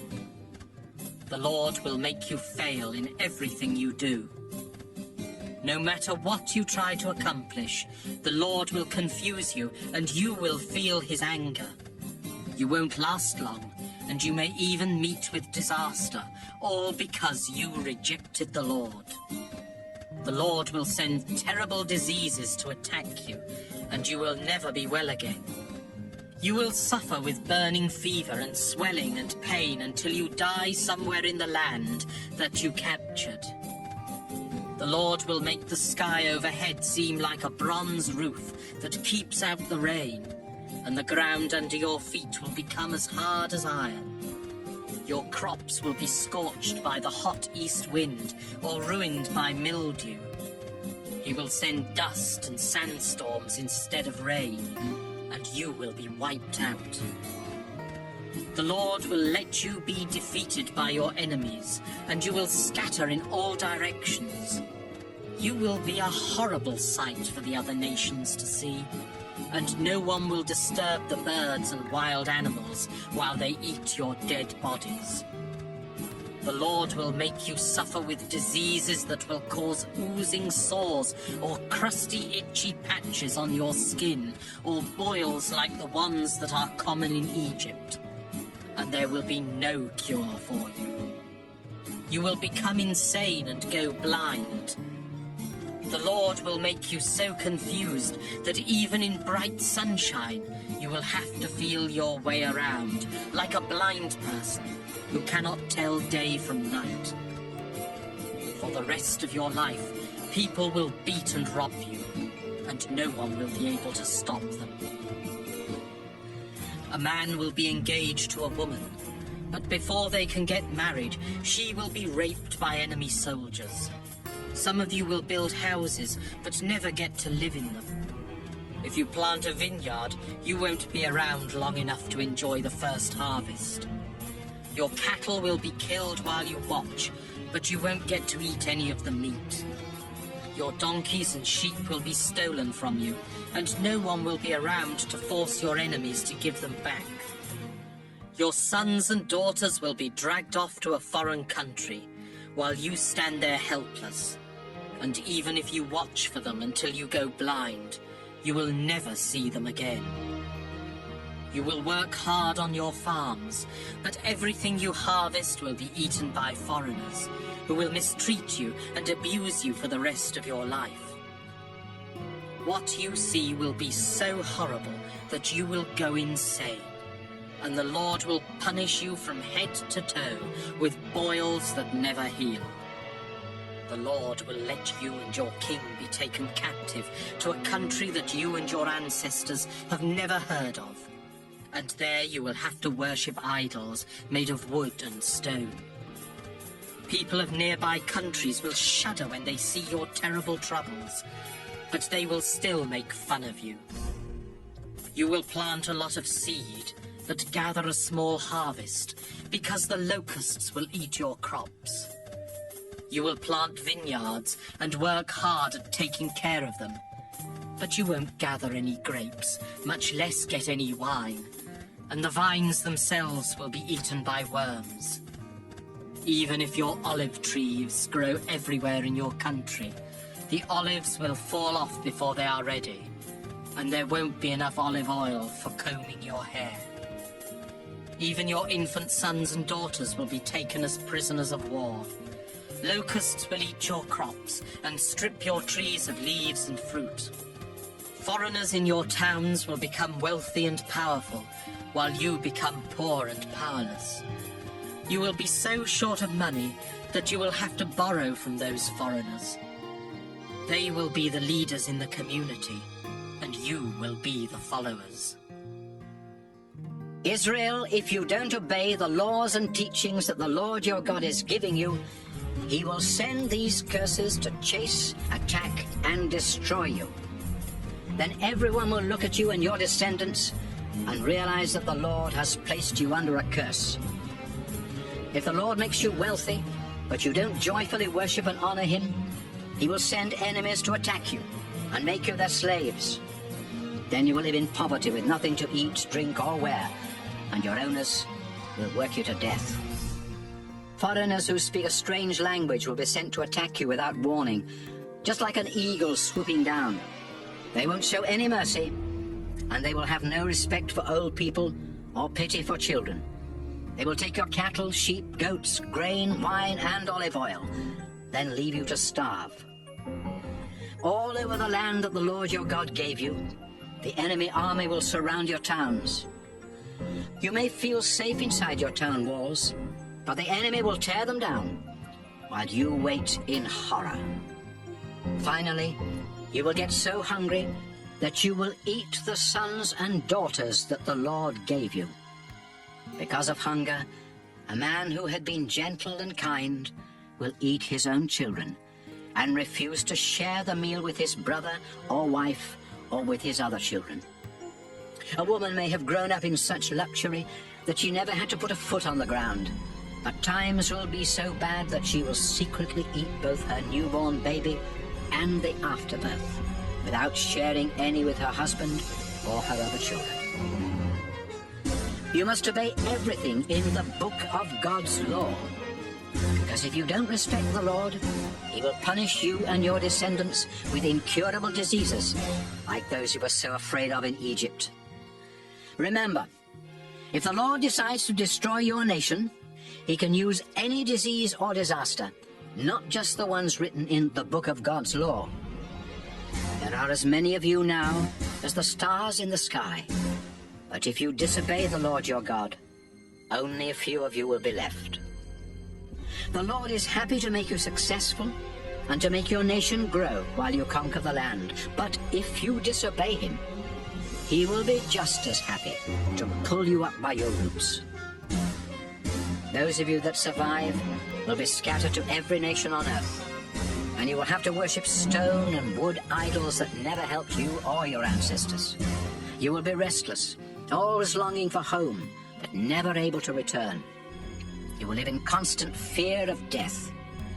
Each morning you will wake up to such terrible sights that you will say, I wish it were night. but at night you will be terrified and say, I wish it were day. I told you never to go back to Egypt, but now the Lord himself will load you on ships and send you back. Then you will even try to sell yourselves as slaves, but no one will be interested.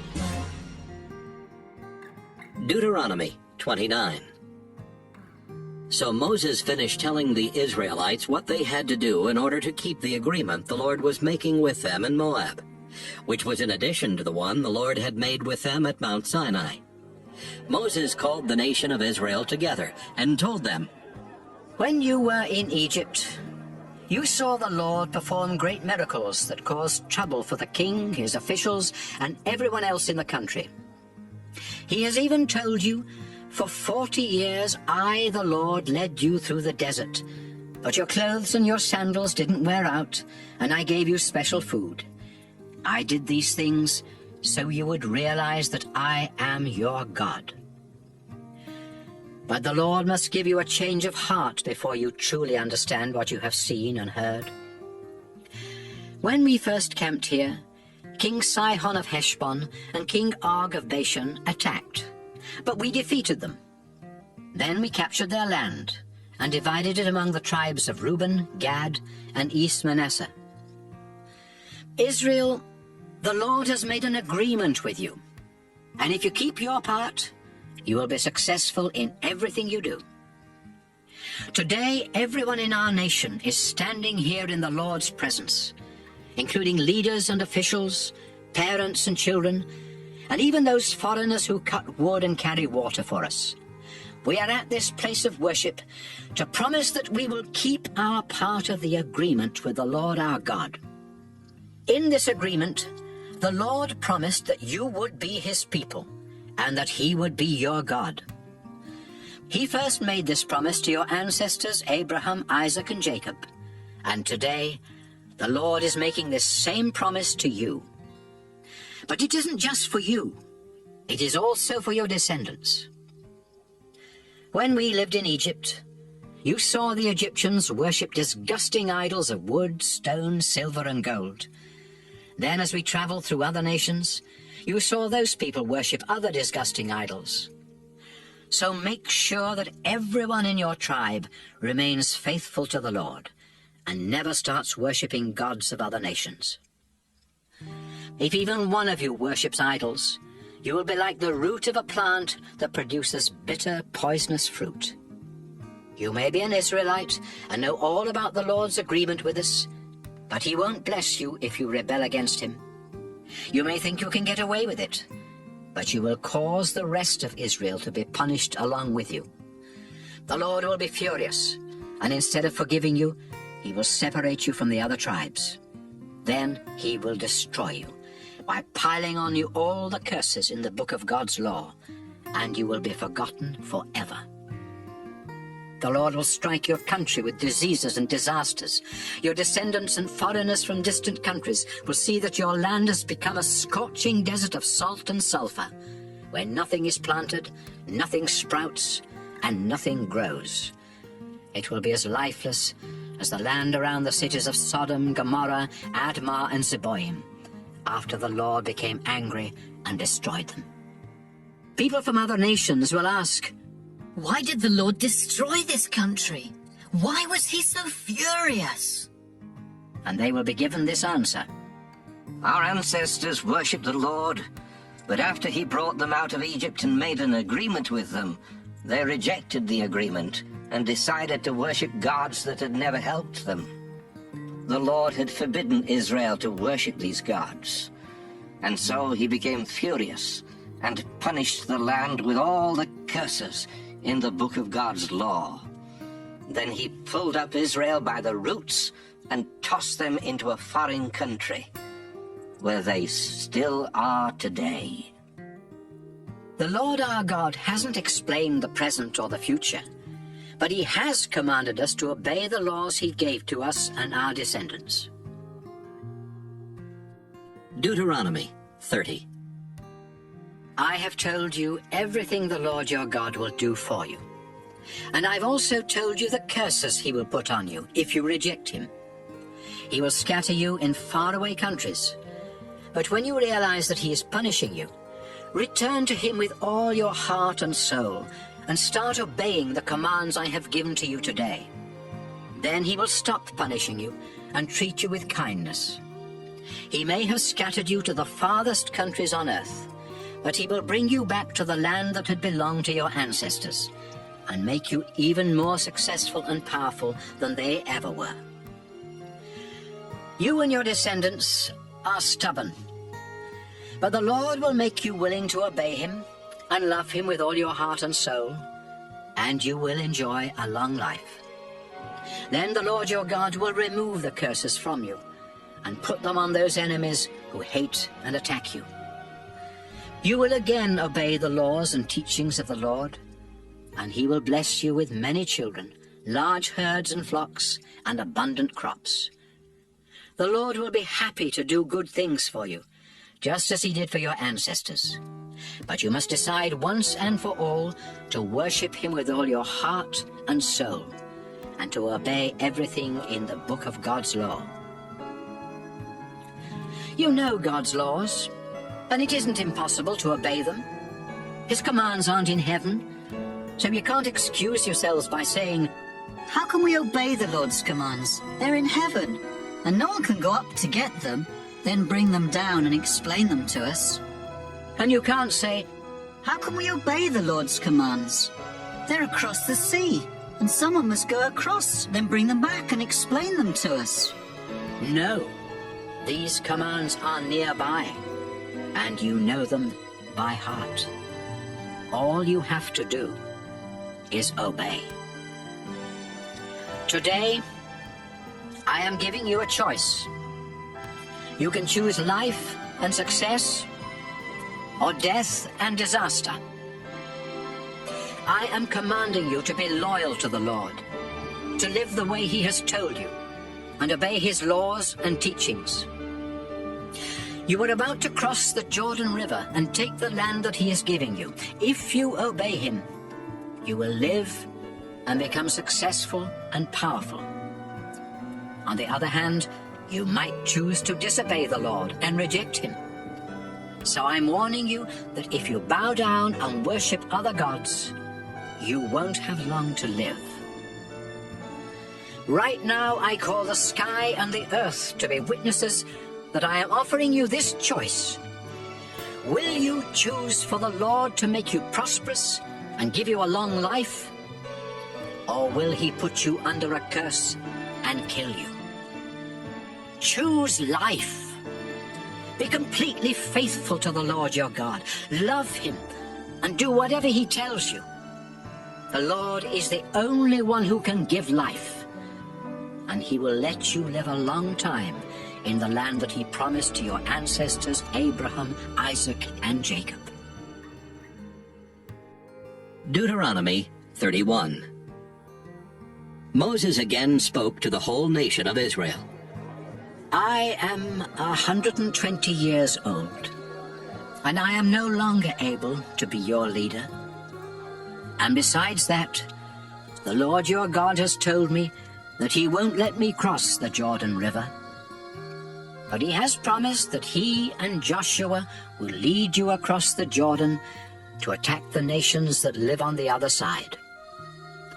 The Lord will destroy those nations, just as he destroyed Sihon and Og, those two Amorite kings.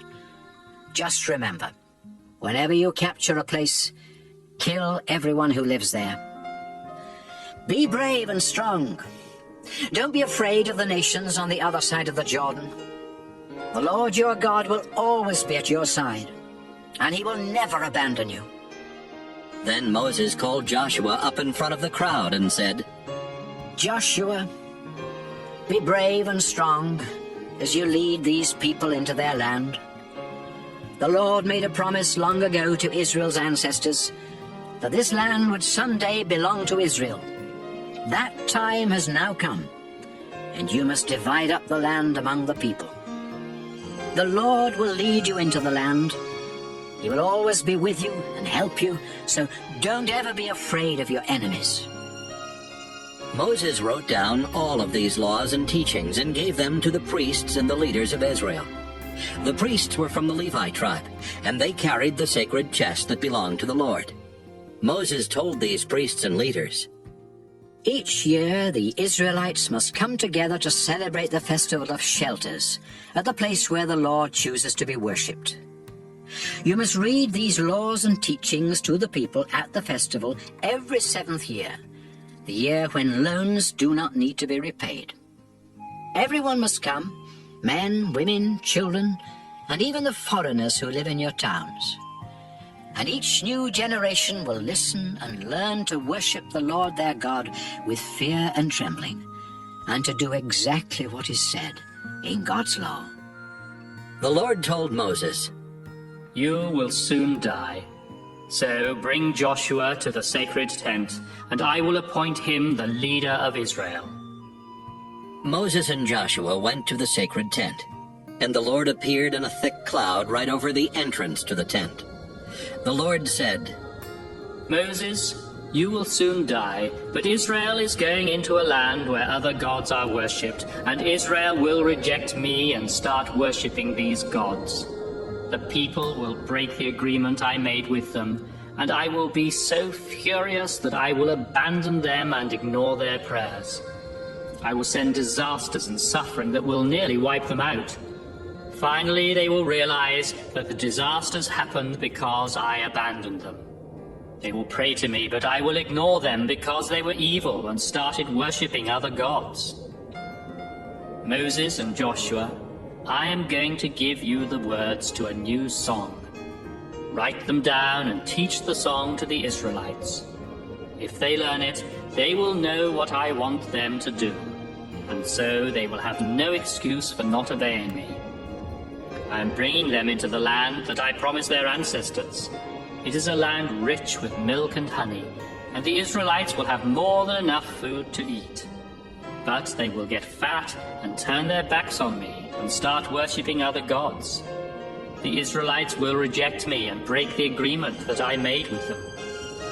When I punish the Israelites and their descendants with suffering and disasters, I will remind them that they know the words to this song, so they have no excuse for not obeying me.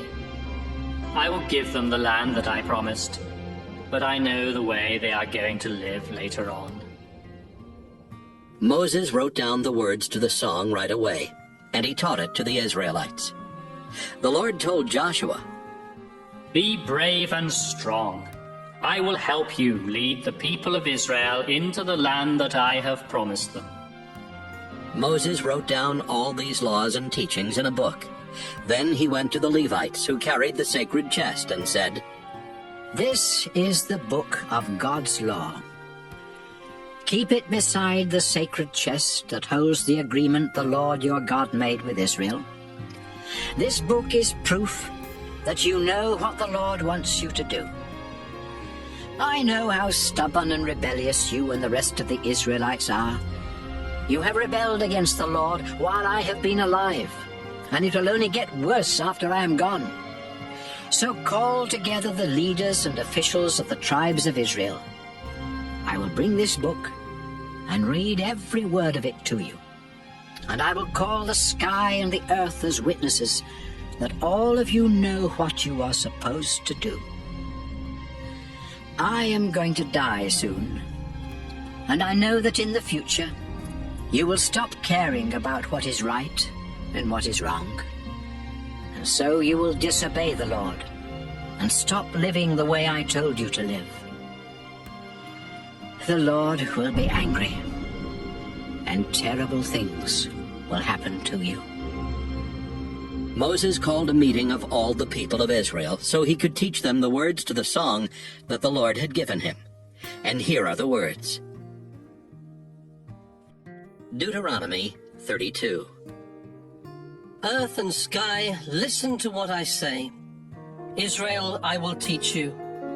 My words will be like gentle rain on tender young plants, or like dew on the grass. Join with me in praising the wonderful name of the Lord our God. The Lord is a mighty rock, and he never does wrong. God can always be trusted to bring justice. But you lie and cheat and are unfaithful to him. You have disgraced yourselves and are no longer worthy to be his children. Israel, the Lord is your father, the one who created you. But you repaid him by being foolish. Think about past generations. Ask your parents or any of your elders. They will tell you that God Most High gave land to every nation.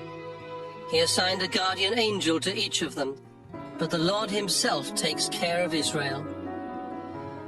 Israel, the Lord discovered you in a barren desert filled with howling winds.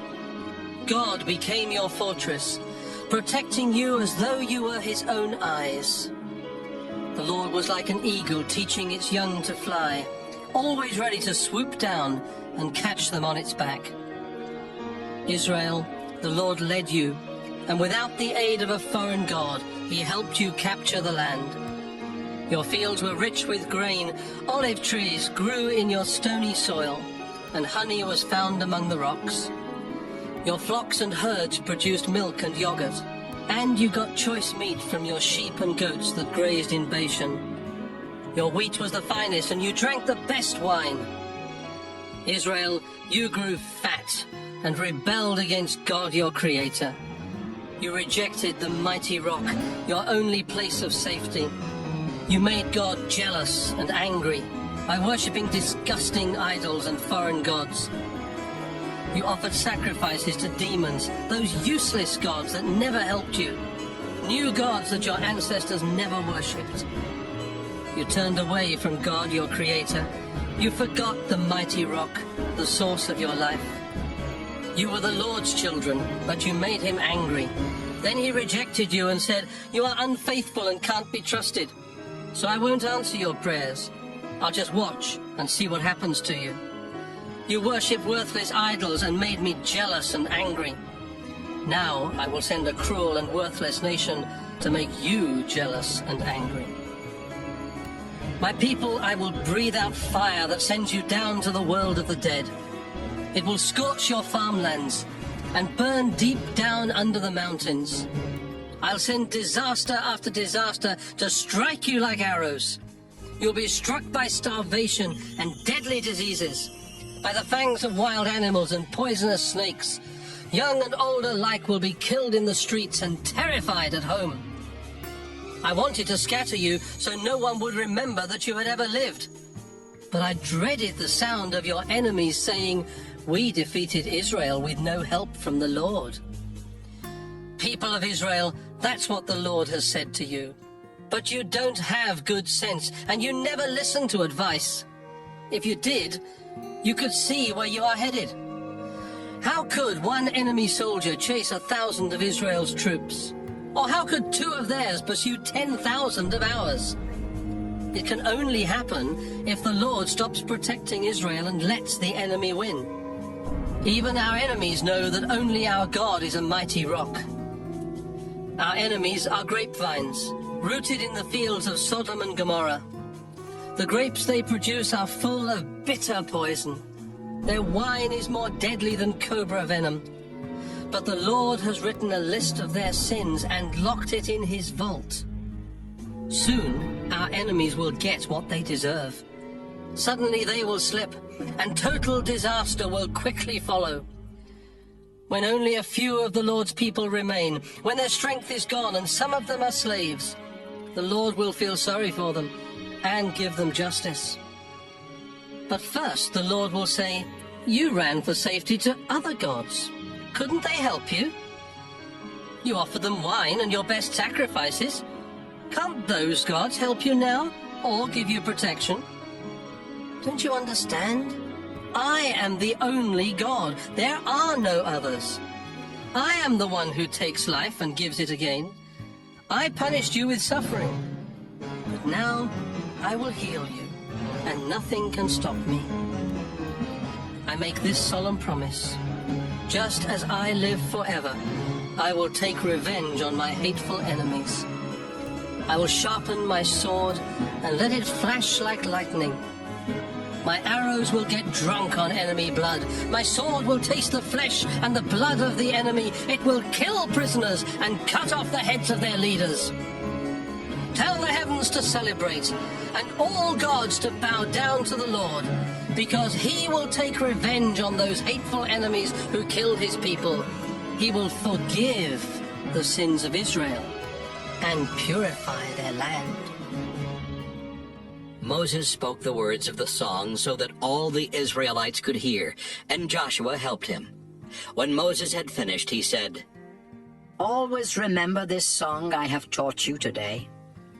And let it be a warning that you must teach your children to obey everything written in the book of God's law. The law isn't empty words. It can give you a long life in the land that you are going to take. Later that day, the Lord said to Moses, Go up into the Abarim mountain range here in Moab across the Jordan River Valley from Jericho. And when you reach the top of Mount Nebo, you will be able to see the land of Canaan, which I am giving to Israel. Then you will die and be buried on the mountaintop, just as your brother Aaron died and was buried on Mount Hor. Both of you were unfaithful to me at Meribah Spring near Kadesh in the Zin Desert. I am God, but there in front of the Israelites you did not treat me with the honor and respect I deserve. So I will give the land to the people of Israel, but you will only get to see it from a distance. Deuteronomy 33. Moses was a prophet, and before he died, he blessed the tribes of Israel by saying, The Lord came from Mount Sinai. From Edom he gave light to his people, and his glory was shining from Mount Paran. Thousands of his warriors were with him, and fire was at his right hand. The Lord loves the tribes of Israel, and he protects his people. They listen to his words and worship at his feet. I called a meeting of the tribes of Israel and gave you God's law. Then you and your leaders made the Lord your king. Tribe of Reuben, you will live, even though your tribe will always be small. The Lord will listen to you, tribe of Judah, as you beg to come safely home. You fought your enemies alone. Now the Lord will help you. At Massa and Meribah Spring, the Lord tested you, tribe of Levi.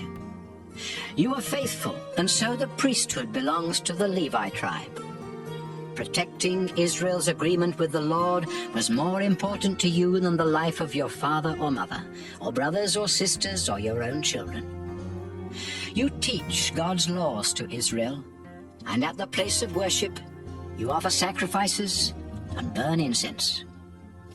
I pray that the Lord will bless everything you do and make you strong enough to crush your enemies. The Lord Most High loves you, tribe of Benjamin. He will live among your hills and protect you. Descendants of Joseph, the Lord will bless you with precious water from deep wells and with dew from the sky. Month by month, your fruit will ripen in the sunshine. You will have a rich harvest from the slopes of the ancient hills. The Lord who appeared in the burning bush wants to give you the best the land can produce, and it will be a princely crown on Joseph's head. The armies of Ephraim and Manasseh are majestic and fierce like a bull or a wild ox. They will run their spears through faraway nations.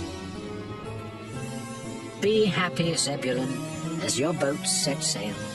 Be happy, Issachar, in your tents. The sea will make you wealthy, and from the sandy beach you will get treasure. So invite the other tribes to celebrate with you and offer sacrifices to God. Tribe of Gad, the Lord will bless you with more land, so shout his praises.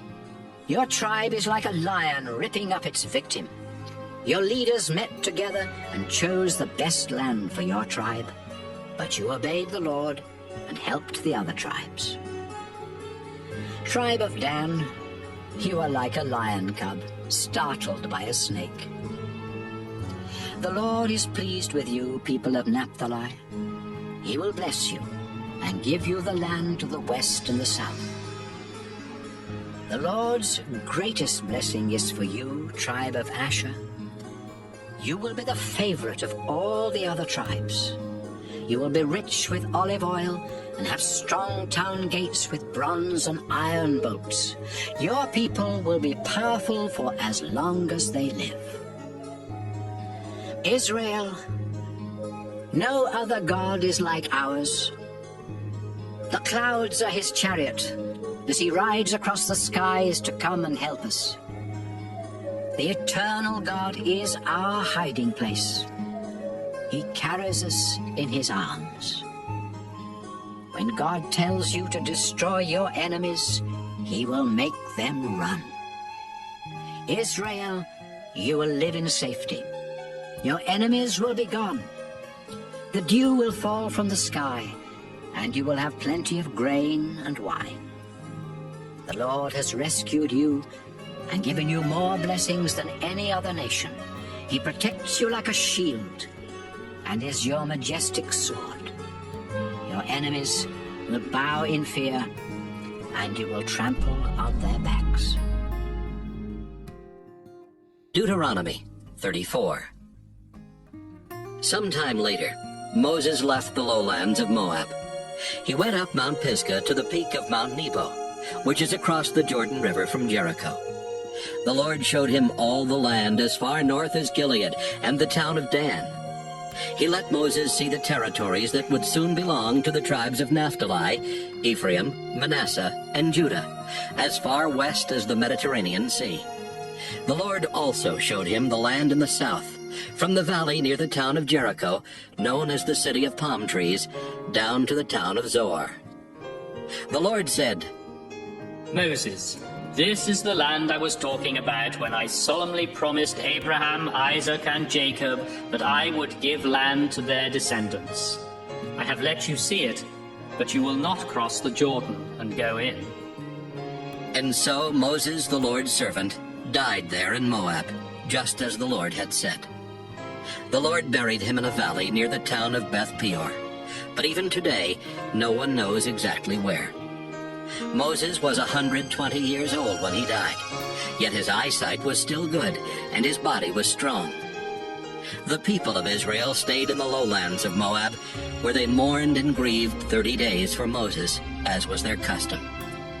Before Moses died, he had placed his hands on Joshua, and the Lord had given Joshua wisdom.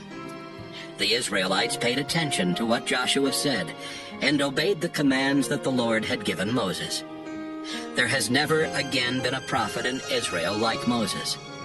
The Lord spoke face to face with him and sent him to perform powerful miracles in the presence of the king of Egypt and his entire nation. No one else has ever had the power to do such great things as Moses did for everyone to see.